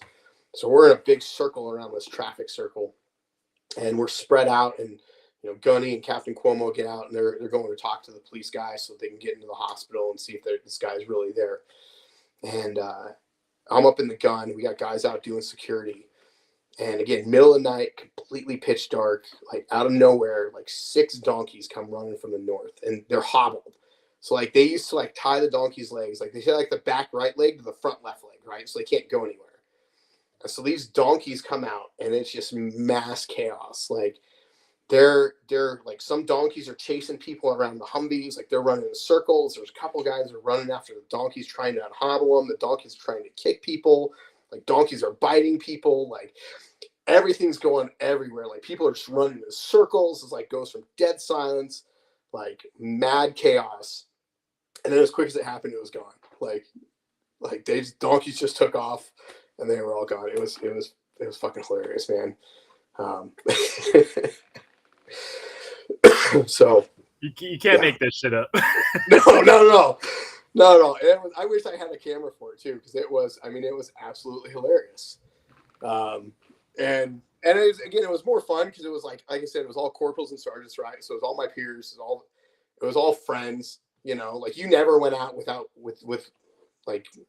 boots, right? Like, so we left all them home, they're all back at base. They're all drinking. They're all getting drunk off of vodka that somebody snuck in Capri Suns. And we're out doing this shit, man. But it's the funniest Christmas I've ever had, man. It was a good time. Those are the times when you remember Iraq and you think about the stories. You're like, what the hell happened here? Like no one would believe this shit if I didn't tell them, or if you hadn't been there. So that, man, what else? The Gunny Collins, man, that dude was a character. He was super fun to be around. I remember he'd always heart punch people. Do you remember that? He ever do that to you guys? So I was his gunner, right? So I essentially ran his vehicle for him, and because he was a vehicle commander. But like I would always do, like before he got on patrols, like I do the radio checks, like make sure we have fuel. Like he's not doing that shit, right? He's got other shit to do. And there were a couple times, so we'd always stage at this one place right outside the COC before our patrol, and we had recon there on the same base as us, and they do patrols right before us. So they'd pull in right before we left, and they'd be in the COC, and they hated where we parked for some reason. And we're out there, and like Gunny's like, "Hey, this is where we park. Like this is where we're fucking parking, right?" And we're there. No one's seniors there. I'm the highest ranking person there. And these guys get pissed off, and I get lit up by a sergeant or Gunny, 2 staff sergeants and a sergeant from recon. And like I'm blocked up in Iraq, and they're just going off on me. And I'm just like, Gunny Collins, he's inside. Gunny Collins, he's inside. They're all pissed that we're there. And but yeah, I get outside, and he's like, "You should fucking move the Humvees, man." And I was like, "Really? Come on, Gunny." But another time, so we got those Blue Force trackers. Do you remember those? Yeah. So they're like a computer system we got, and it had like an antenna that you could pull up, and you could pull up like every single unit that was in Iraq. But you could pull up. It might not be every vehicle, but there was like one per like every like 5 vehicles, right? Like I think we had like 3 in our platoon, and we had this thing. So brand new, we get them installed. And we're fucking around with them, and they have a lot of sensitive intel on them, right? Like you can send instant messages on them, all this kind of stuff. Like you see, like I remember when Fallujah happened, like you just see all these blue dots like circling Fallujah, right? And you can click on them, and it's like, this one is like this regiment, this one's this regiment, right? Or who they are. Like you would click on that was high speed stuff back then. Yeah, it was, man. Like, but you could click on them, and you could be like, "Hey, this is General Mattis," and you could send General Mattis a message, right? And so we were working on them. We just got them. And we were setting them up to like we had like an emergency button. So like, because we do a lot of stuff where we'd be off grid. Like we'd go like close to the Syrian border and shit to like drop people off or pick people up or just do reconnaissance, right? If they thought there was something out there, they'd send us out there, and we just go out there. So we had a thing that was basically like, "Hey, this is who we are. Like we're under fire. We need." All assets or whatever, air assets, whatever we need. Like, here's our location. It automatically send GPS location, all that kind of shit. And so we're setting that up. And then there was another button on there that was basically like, "Hey, we don't want this to get in enemy hands. Like, hit this button and it's going to delete everything," right? So on accident, we accidentally deleted our Blue Force tracker. And we had just got it. It's like 2 days old. And so we had to go to comms to try to get fixed, and I'm Gunny's again. I'm in charge of the vehicle, and so Gunny sends me over there, and we go to comms. They're like, "Oh yeah, we got to rewipe you. Like we got to reset your hard drive. Like they got to like format and stuff. Like we got to get somebody up from BIOP. So Baghdad International Airport has to come down and reset it. It's going to be like a week at least. So I got to go back and tell Gunny this, and I go back and like I hop out of the turret. He's standing out there. And I'm keeping my flak jacket on, and he goes to heart punch me, and I got my sappy plates in. He's like, "Take your fucking flak jacket off." I was like, "Nope, not gonna happen, Gunny. Like you got 2 weeks before you get your Blue Force tracker back." But he was super cool though the whole time. Like it was honestly one of the good things being parts with him. Like at one point I had somebody send me like a care package that had like 6 Coors Tall Boys in it. And I put him in our cooler and like hiding back behind the porta shitters with Gunny, like chugging beers because we weren't supposed to drink beers, And he was cool with it. Like I was like, "Oh, I got these in the mail, Gunny. What do you want to do? Like, how should I dispose of these?" He's like, "Give me one. Don't let me see them." Like, So he was a pretty cool dude. There's two staff NCOs that are just the epitome of staff NCOs in my opinion, and him and now retired Sergeant Major Morales, which was my company Gunny in OIF I and company First Sergeant in OIF II, and then Staff Sergeant Collins in OIF I, Gunny Collins in OIF II, and now Sergeant Major retired Collins. Those two individuals are just the most amazing freaking infantry staff NCOs I've ever served with. Not to say that there's not other fantastic staff NCOs, but in my 20 years in the Marine Corps, those two stand out above all others. I mean, they were just phenomenal individuals, and they are the reasons that I took the 8999 route, became a first sergeant, and subsequently now a sergeant major. So yeah, he was a badass. Like, he was squared away Marine. Like, and I mean, I remember stuff like, I mean, because I was privy to a lot of stuff because I was his gunner, right? So I spent a lot of time with him, and like, I mean, I did a lot of shit, right? Because, you know, as a gunny for a platoon, right? Like, he's the one keeping track of all the serial numbers. And so I did all that shit for him, right? Like, I had a notebook with everybody's rifle serial numbers, MVG serial numbers, and we get back from places, and I do the checks, right? And then ultimately turn that shit over to him. And I remember one night, like, in Diwania, before all the whole Naja stuff happened, and, you know, we had a bunch of, we were out, like, cleaning weapons, and we didn't police call good enough. So he's out there in the middle of the night. He makes all the corporals and sergeants get out there, all the NCOs, and we're low crawling, picking up feathers and shit, right? And everybody's pissed, right? Because he found like a fluff from a Q-tip or something out there, right? And that was it. Like, there wasn't much, but he'd go back and he'd be like, doesn't grow, it goes. And he's like, this is a feather, you know, or this piece of grass has been picked, it's not grown anymore. Like, you know, that kind of shit. And so we're all super pissed, and everybody fucking hates him. And so next morning, I got to get up and I do a gear check every morning or whatever before we go out on patrols. I walk over where Gunny was staying. Like, he was staying in like a little hooch kind of thing. We were all staying in like a squad bay. And so I did everybody, and I walk over. I was like, Gunny, you got your pistol, you got your rifle. And I was like, you got your MVGs? He's like, yeah, right here. And I was like, nope, Gunny, need to see him. I was like, what's the serial number? Or he rattles it off. I was like, nope, need to see it, Gunny. And he's like, I know he looks at me. He's like, I know you think you're being a dick, but that's the right thing to do, you know, or something like that. And then he's like, everybody's pissed at me, right? And I was like, yeah, they're pretty fucking pissed at you, Gunny. And he's like, that's all right, they'll get over it. But yeah, man, super cool dude. Like, him and Captain Cuomo, like, they trained us up. Like, we got hit a lot harder on our second deployment, but we were ready, man. Like, anything we came into, like I feel like we would have lost a lot more guys if it weren't for those two. We did a lot of training.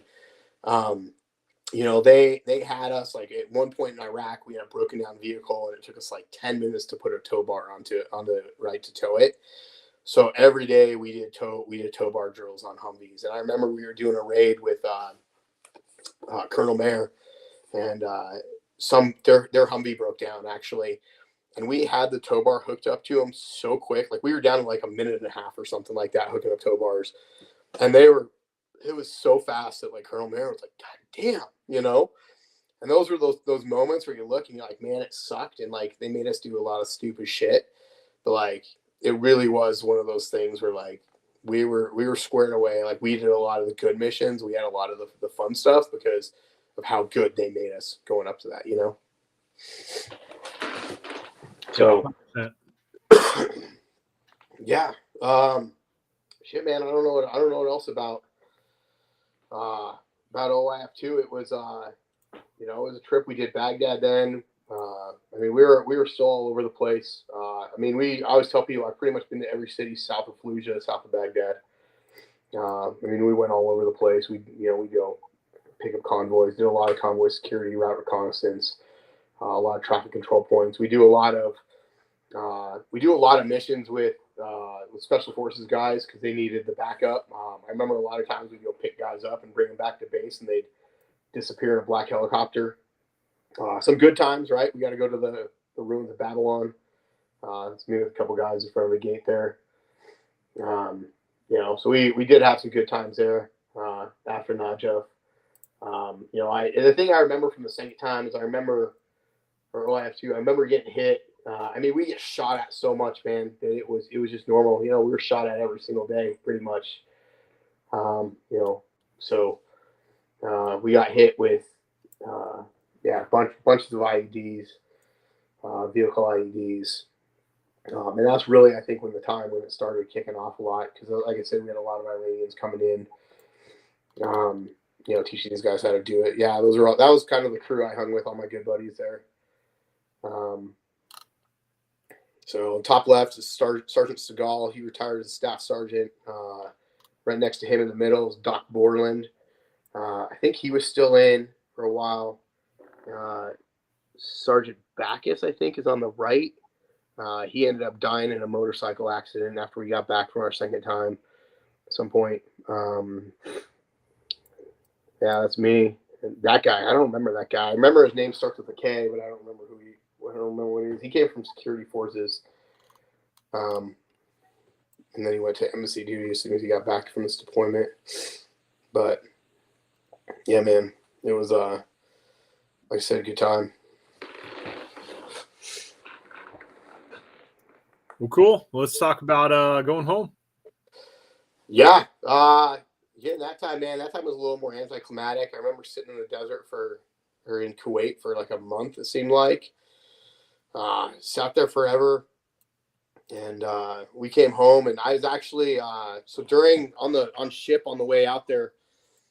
So I put in a package to go to MESEP, which is Marine Enlisted Commissioning Education Program. So I was going to be an officer. I got accepted, and I was supposed to get out or get back. I was supposed to go to college. They paid me like a staff sergeant for the 4 years I was in college. And the deal was I had to go to a school that had a Navy ROTC program. And then between my junior and senior year, I'd go to OCS and get commissioned. And we got back, and at some point, my mom asked me to get out, asked me if I'd get out. So they, the whole time we were there, it was to us, you're like, oh, it's good, right? But like to them, I'd call my mom, like when Najaf happened, like I called her and was like, hey, like something's going on. Like, I can't tell you what it is, but like, don't worry about me. Like, just watch the news. You'll know. Right. And then I wouldn't talk to her for a month or something like that. Right. Or I'd call her, and like when we were in Najaf, and she could hear artillery and bombs going off in the background and shit. Right. And to you, that's the stuff you drowned out. It's like everyday kind of shit. So she asked me to get out. They were real worried. They had some scares while they were in. So they, so when I very first went over to Iraq the first time, they're watching the news as we're invading, right? And they're all at the house, and they ring, and this is like, house phones, old days, and they got the caller ID, and the caller ID comes up as U.S. government. And so my mom picks up the phone, completely freaking out, right? And turns out it was my recruiter calling to find out what unit I was with so he could track me and all that. But yeah, they didn't know, like how shit goes now. But I mean, that scared the shit out of them. They, we deployed a lot. We went through a lot of shit, right? We got shot at a lot those first two tours, and especially the second one. And, and my parents, my dad knows more than my mom, and, all that kind of stuff. But she knew enough that she, she said she'd always, they were always living in fear, I guess, or whatever, something's going to happen. And, if we had, so anyway, she asked me to get out. So I ended up getting out. And, honestly, it's one of the things I regret most in life is not staying in. Wish I'd not be retiring right now, maybe be a sergeant major with you. Right. But, I had my options. I was going to re-enlist and stay enlisted. And if I would have done that, I was going to go EOD. So I was basically, because I picked up PFC because I had, a contract out of boot camp, picked up Lance Corporal Meritorious, picked up Corporal Meritorious. I was on my force to pick up Sergeant Meritoriously, I picked that up pretty early on in my career. So like they wanted me pretty bad, like the Marine Corps did, right, to stay in. And they were offering at the time, I think they were like a multiple of 8 or something like that to stay in. So it was like, it was good money to stay in basically. And I was going to stay in and go EOD is what I wanted to do because I wanted to blow shit up. But yeah, ultimately ended up getting out. And that's kind of where I met you, was when I was phasing out. We went over to an artillery company and did HR work, human resources. So. Well, the backstory on that, because I got to explain this, is I had decided to leave active duty as well. I mean, at this point, I'd been to combat tours in Iraq, and then I just met my now wife, then girlfriend, and 1-4 was getting ready to redeploy, but not to Iraq, just to do what's called a Westpac. So they weren't even going to go, back into combat. So, but we got screwed the second time, so they could have gone back. Like, oh, that, yeah. So, in any event, I was just like, well, I met my wife who's unbelievably a 10. It's like I'm not gonna get any better than this. So I'm like, I'm gonna go ahead and leave active duty, which was it pulled at my heartstrings because I've always been about the Marine Corps and infantry and but at that point it was just like I've already been twice, and nobody thought back then that the wars were gonna last for freaking decades, right? yeah. Yeah, I mean, You already have a stack of medals too, right? We always call them the junior general starter stack, right? Like, yeah. I think my stack's like at the time was like four rows high, Yeah, and this is coming back 04. So like still, the vast majority of the Marine Corps and the Army like hadn't been to Iraq yet, right? I mean, this is only 1 year into the war, really. So. Nobody thought it was going to go as long as it was. So, anyways, long story short, I decided to leave active duty, and then they sent us over to 11th Marines, and they originally put us in what's called the RPAC, Regimental Administrative Building, and the thought behind us was we're going to give these guys some real world like office experience, right? Infantry Marines, combat infantry Marines. And it was, it was good initiative, but bad judgment. I mean, it just wasn't working out. We got in there, we were like shooting rubber bands at each other, and I do remember it was hilarious though because we were walking across a parade deck, and that's where they had artillery, right? And they'd shoot artillery from across that street into the ranges, right? You remember that? Yeah. And I remember there were 6 of us, right? We're all walking together across the parade deck with all these pogues, and this artillery goes off, and all 6 of us like hit the ground, right? And everybody's looking around like, what the fuck? And we're just like, yeah, don't worry about that. Like, straight out of Iraq. Yeah. So yeah, it was a good time though, man. Always glad I met you guys there. So yeah. Nate and I kind of failed to adapt to that environment, so they moved us. I ended up becoming the SACO, so that was a little bit better. Nate became a barracks manager. That was just to finish out our time. So. Right, we were there for like what 3 or 4 months, something like that. I think. I think it was like 6. Yeah, so. Maybe, I don't know. We would PT a lot, and we were all in good shape, and we were pretty quick then and stuff like that. And these people wouldn't run like they'd never run, So I remember thrashing the girls because they'd fall out after like half a mile, and we're like, what? Like, what is this? And the first day we show up, and there's like show up in rainbow colors or rainbows, and we're coming from Camp Horno where all the grass is or the dirt is raked in the same direction. The rocks are all painted, and there's not a weed to be seen, right? And everything's very strict, and all we do is run. And we get out there with these guys, and they're in, whatever shorts they want to run in, and their idea of PT is walking to the chow hall. I remember that the very first time they said, all right, we're going to have PT at 06 tomorrow morning, and uniform day is going to be rainbow PT gear. And we were like, fuck is rainbow PT gear?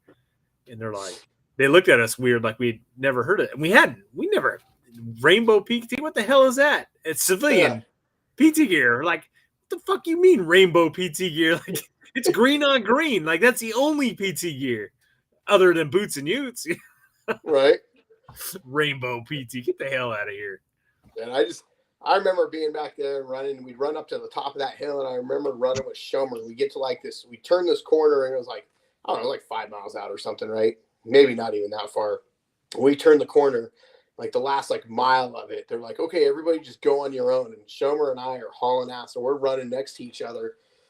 And I remember looking over at him, and I was like, it's like, man, I'm fucking dying. Like, I hope he slows down here. He's like, in his head, he's looking at me, and he's like, man, this sucks. I hope he slows down here. And we both hauled ass to the top of that hill, and we get up to the top, and both we were like, why the fuck didn't you slow down, man? So hey, real quick, it just came to mind because I'm reading one of the guys that comments. Did you have any like flashback moments? Because I remember when I was dating my wife, we went to LA to go to a Dodgers game, and we were on our way back, and our a friend of mine was driving. My wife is sitting in the front right passenger seat. I'm in the back, right by myself. And a motorcycle came flying by from behind us, right? So in California, they could do what's called lane splitting, whereas a motorcycle can actually ride in between the cars, not even in the lane, just in the line. And the motorcycle comes from behind. And that sound, it triggered something in my head where it was an RPG flying back by, because there was a time in the Najaf cemetery where I jumped in the back of a high back and an RPG went right over the top of my head. And I swear to God, it triggered that feeling or reaction. And I dove from the driver's side all the way to the passenger side, and I was flat in the back seat. And I remember my wife like looking back at me like, what the fuck are you doing? And then the driver, who's a friend of ours, is a Vietnam veteran. He was an infantryman. And he looked, and like I could tell in his eyes, he knew exactly what just happened. Yeah, I mean, I had a few of those. One of them was my wife always says I kick into Marine mode, right? And shit happens. There was one time I was driving down the road and my passenger side window of my car shattered. And I had no idea why, right? Like it's just like I'm cruising on the highway, it shatters. And like the first thing in my head was like ambush, get out of the kill zone, press on the gas, and I'm just hauling ass, right? I ended up going to the police station and reporting it and stuff. But like looking back, like I don't think anybody shot at me. But like in my mind, that's what happened, right? Like somebody shot at me. And I've had a few others, man. Like I was living in Texas down in Austin. And like, Texas thunderstorms, right? Like big lightning lights everything up. Like it's completely dark. Like thunder hits or the lightning hits. And it's like a movie, right? Like everything's silhouetted. And so our house, master bedroom, was like right off the kitchen on the main floor. And I had a pair of French doors that went out to the back. And I get back from work and it's late at night. It's like, 1 o'clock in the morning, this thunderstorm's going. And my wife's like, do you hear water? And I open up the door and those doors are open. And as soon as I come out, like lightning hits, like everything's silhouetted behind it, like water's pouring in. It's a Texas downpour, right? And my first reaction is like somebody's in the house. Somebody kicked in the door and I didn't hear him. So I grab my pistol and I start clearing the house, man. I got like flashlight, right? Like I'm kicking in the doors of my house and I go all the way through, don't find anybody. And I have a Belgian Malinois, right? Like, so my dog, like I tell her to protect my wife. And we weren't married at the time, but like the hair on the back of her neck stands up, right? And like I always say, like my dog's smart. Like I trust her, and I trust her instincts, right? So I thought for sure something was happening. So I clear the house, nobody's there. So I go out and like close the doors, get a mop, clean everything up, and we're back in bed maybe 20 minutes, and I hear a crash in the house, and I was like, motherfucker, I didn't check the closets. And so I go back out and check the closet and everything again. And it turns out the mop fell off and the door was just loose as how it blew open or whatever. That was the whole story. But, that's one of those moments where you definitely kick back into it.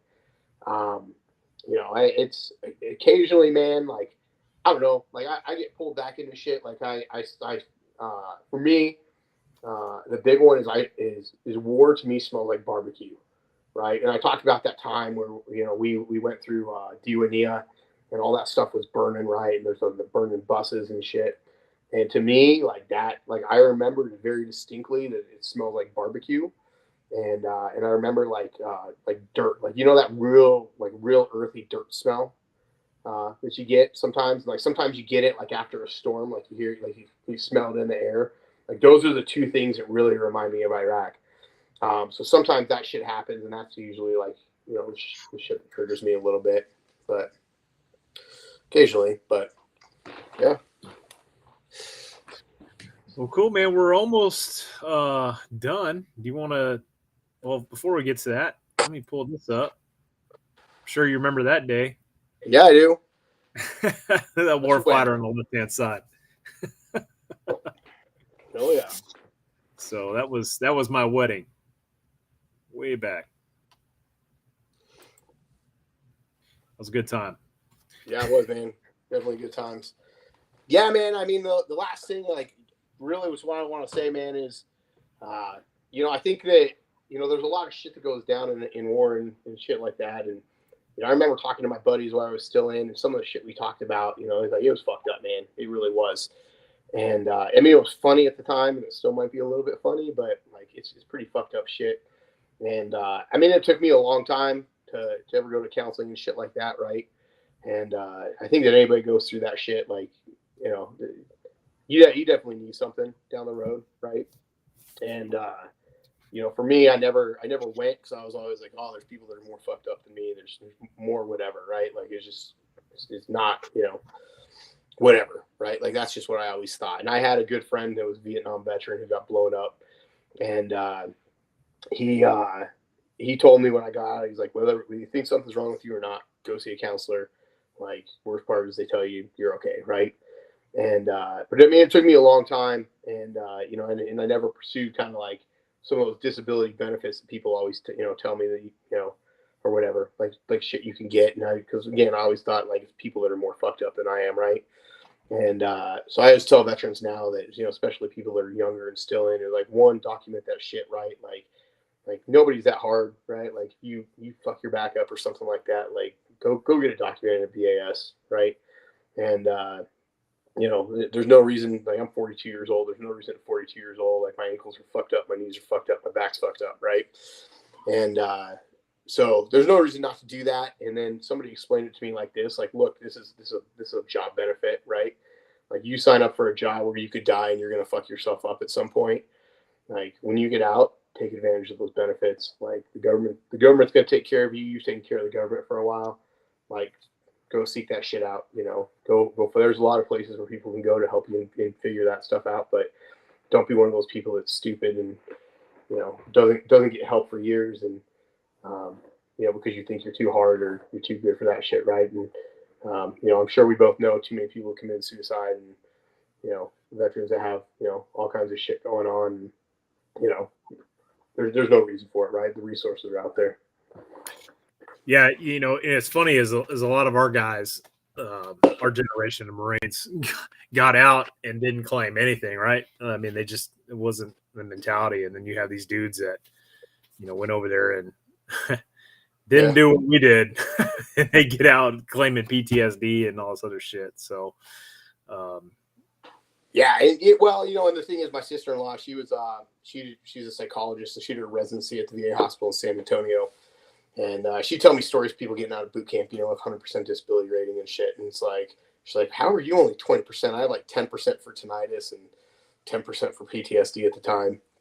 And, and it's because I never went. Like, I never went right. to take care of myself, right? And, now, shit, man, I got hearing aids in, like, shooting with faulty 3M earplugs and shit like that, all that kind of stuff. That cracks me every time I see that ad for that lawsuit. It's like, it's speaking to me, right? It's like, were you in at this time? And it's like, I'm part of it, man. Yeah, I remember those. Yeah, I'm part of it, man. Like, they issued them to us, And I remember, being with you, and we were doing like experimental, like, decontamination shit. Remember they when we were with 11th Marines, they're like, here, rub this stuff on your arm and see if you get a reaction, right? Yeah, I remember that. There's a bunch of random shit like that, and it's yeah. Speaking man. of it, do you remember that same time they were doing that? Part of that was a M240 shoot, and they had Nate and I run the gun line, so we're out there just yelling at these guys, getting their ass because they're not infantry Marines, or they were just like headquarters batteries guys, just shooting a 240. So it's like, we're yelling at them, about certain things about pertaining to the M240. And they're like, well, do you two want to, demonstrate how it's properly done? We're like, yes, we do. And we do. We get on the gun, bro. I'm telling you, it was amazing, man. They had pop-up Ivans, and Nate and I were, team leader and gunner. I was gunner. He was team leader. And just the Ivans were popping up at different, different unknown distances, and we're just transitioning, just wasting these Ivans, man. And Nate's giving corrections, and then we did like a gunner down drill where like you jump on top of him or roll him over. Now I'm giving him correction. I mean, we were just slaying it. I mean, people's barrels were dropping. It was awesome. That's good times, man. Yeah, it really is. They're like, yeah, these guys are pretty damn good. You're like, yeah, we shot a few 100,000 rounds, man. Like, I figured it out one time, and we were training, and I never got it because there were some guys that were machine gunners with us, and they're like, "Oh, I don't want to shoot anymore." And I was like, "Man, I'll shoot all day, every day. I don't care." And I figured out one day I shot 10,000 50 cal rounds one day, and it was, I mean, dude, that's a chunk of money. Yeah, a little bit. And yeah, man, it was a good time. You know, we're shooting AT4s and toes and 203s and Mark 19. I mean, shit, man, we were doing everything that day, and it was fun. Like adding that shit up at the end of the day, you know, like you figure out how much shit costs. And to me, that was always stuff where it's like, I get paid to play Army, man. Like going to Mount Town and throwing grappling hooks through windows, and you know, assaulting with ladders and doing those simunition, and man, it was always fun. Yeah. So we're at the 2-hour 20-minute mark.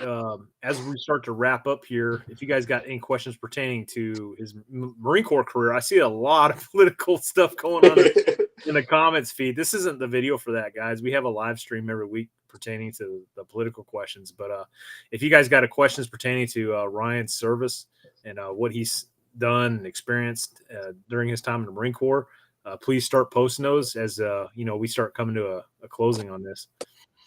So what'd you do when you left active duty? Like what careers did you pursue? So I went back to college. I got a bachelor's in finance degree. I was doing financial planning for a little bit. So I did it. I started right in 2008, which was a terrible time to be a financial planner. And I also figured out I'm a terrible salesman. And if you're 100% commission based, that is not a good thing to be. So I got out of that, and I went back to culinary. So I was a chef for a long time. I worked in hotels. I worked for Marriott, and I did that. And then I became a recruiter for Marriott for a couple of years.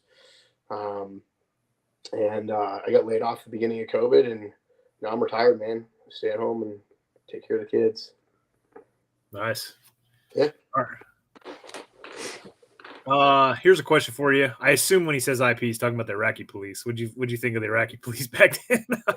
Man, you know what? They were hit and miss. Like, I met some good Iraqi police. I met some bad Iraqi police. Like, they're corrupt. Like, you know, some of them were corrupt, but like the overall thing of it is like they're trying to make their country a better place. Like some of them are, but you got to also remember, like, it's not like here. Like they're at a place where, like, sometimes they need to steal to feed their family, you know, like, and stuff is very much like religion over politics. So, you know, it is a whole different dynamic.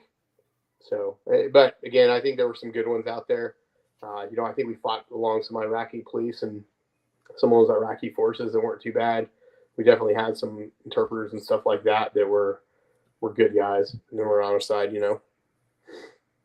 Yeah, I concur with that 100%. And I'll say this: in the Najaf Cemetery, one of the very first enemy RPG teams that I saw were wearing ING camis.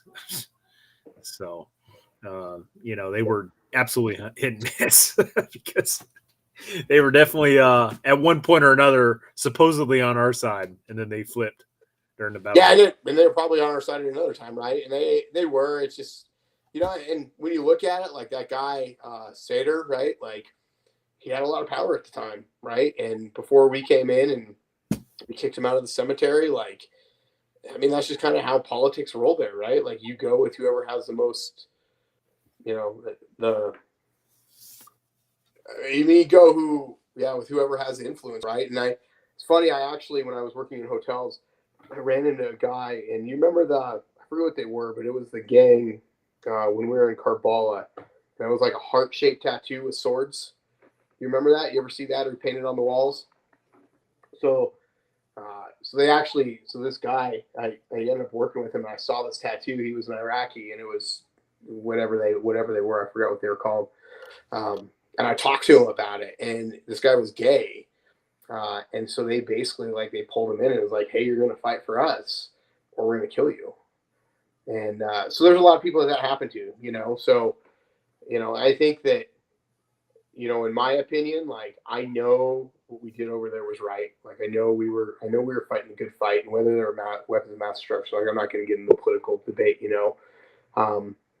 But I also know that, you know, There's one guy we met there and helped out who was put in Abu Ghraib prison for 10 years because Saddam put out a ballot in Al Hilla that said, "Do you want Saddam as president? Yes or no?" And he checked no.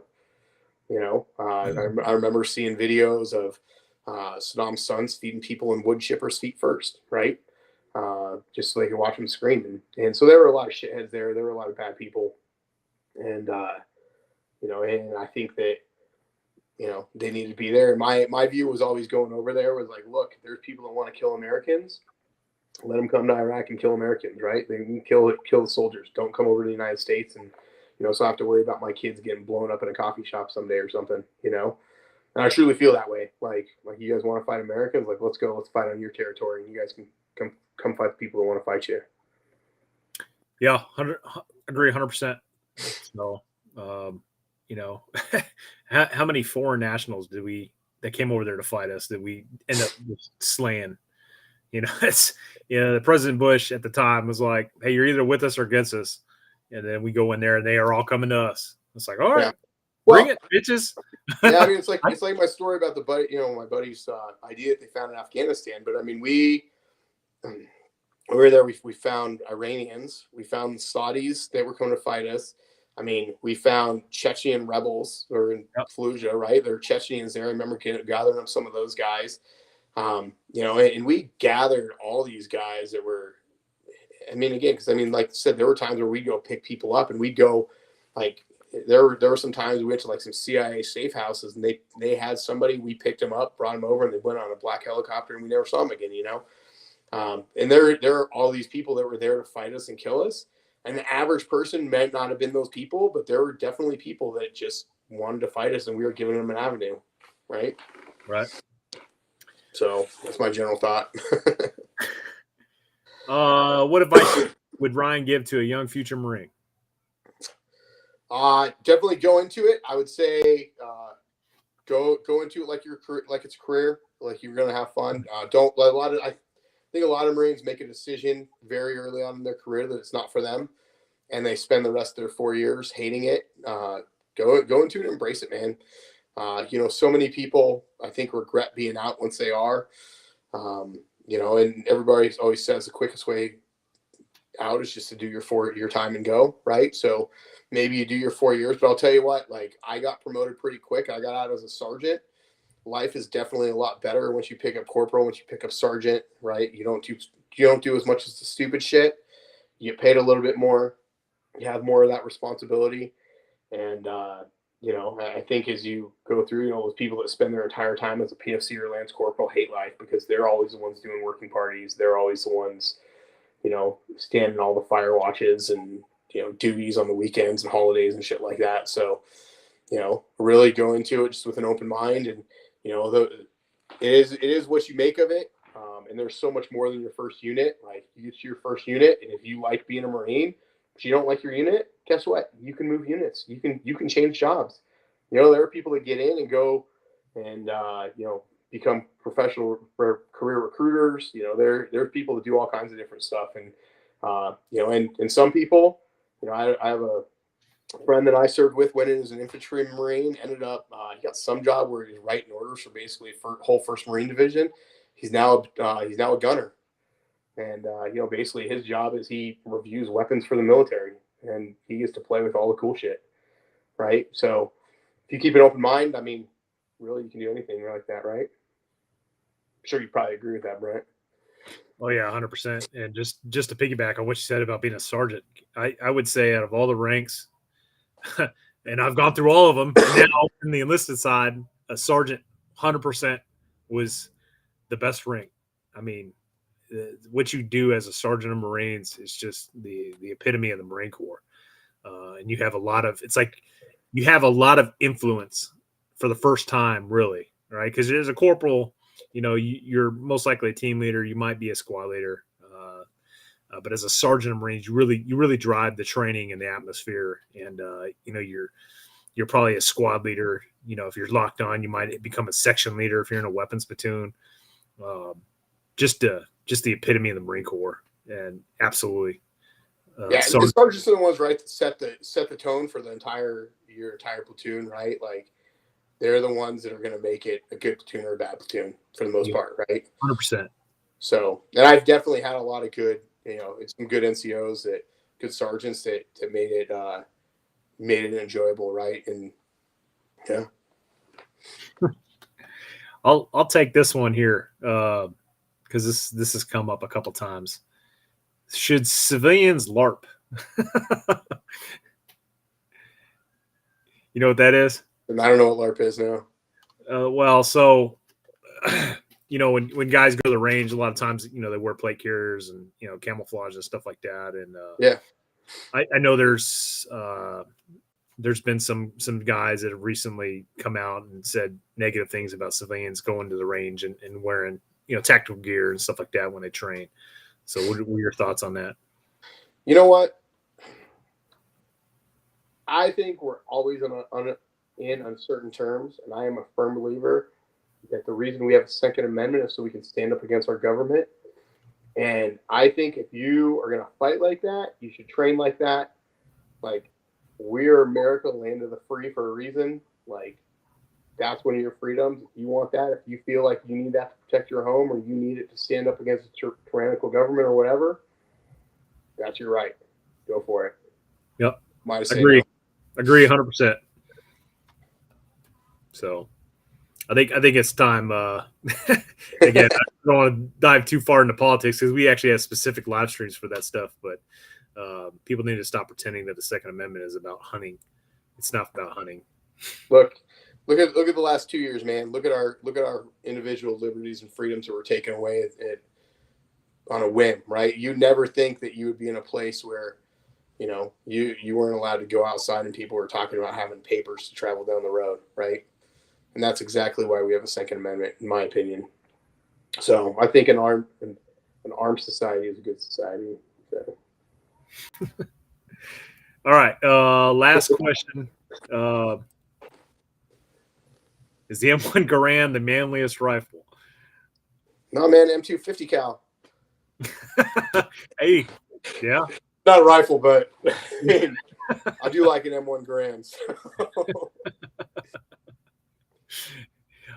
My opinion on that is, hey, this is the rifle that's carried by the greatest generation of Americans ever, World War II and into Korea, and it is absolutely nostalgic and a fantastic rifle. Is it still a relevant battle rifle today? Depends who the trigger puller is, but absolutely something, right? Yeah, something special about the M1 for sure. So yeah, that little ping at the end. All right, guys. Well, Ryan, I think we covered it, man. I appreciate you coming on tonight. Yeah, absolutely, man. Thanks for having me. Yeah, it's good to catch up with you, brother. Yeah, you too, man. We'll have to see each other soon.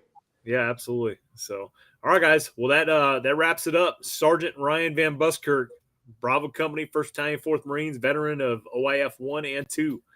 So, Weapons Company. Oh, as you were. Sorry. Sorry.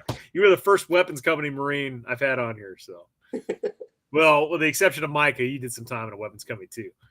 So, all right, guys. Have a good night.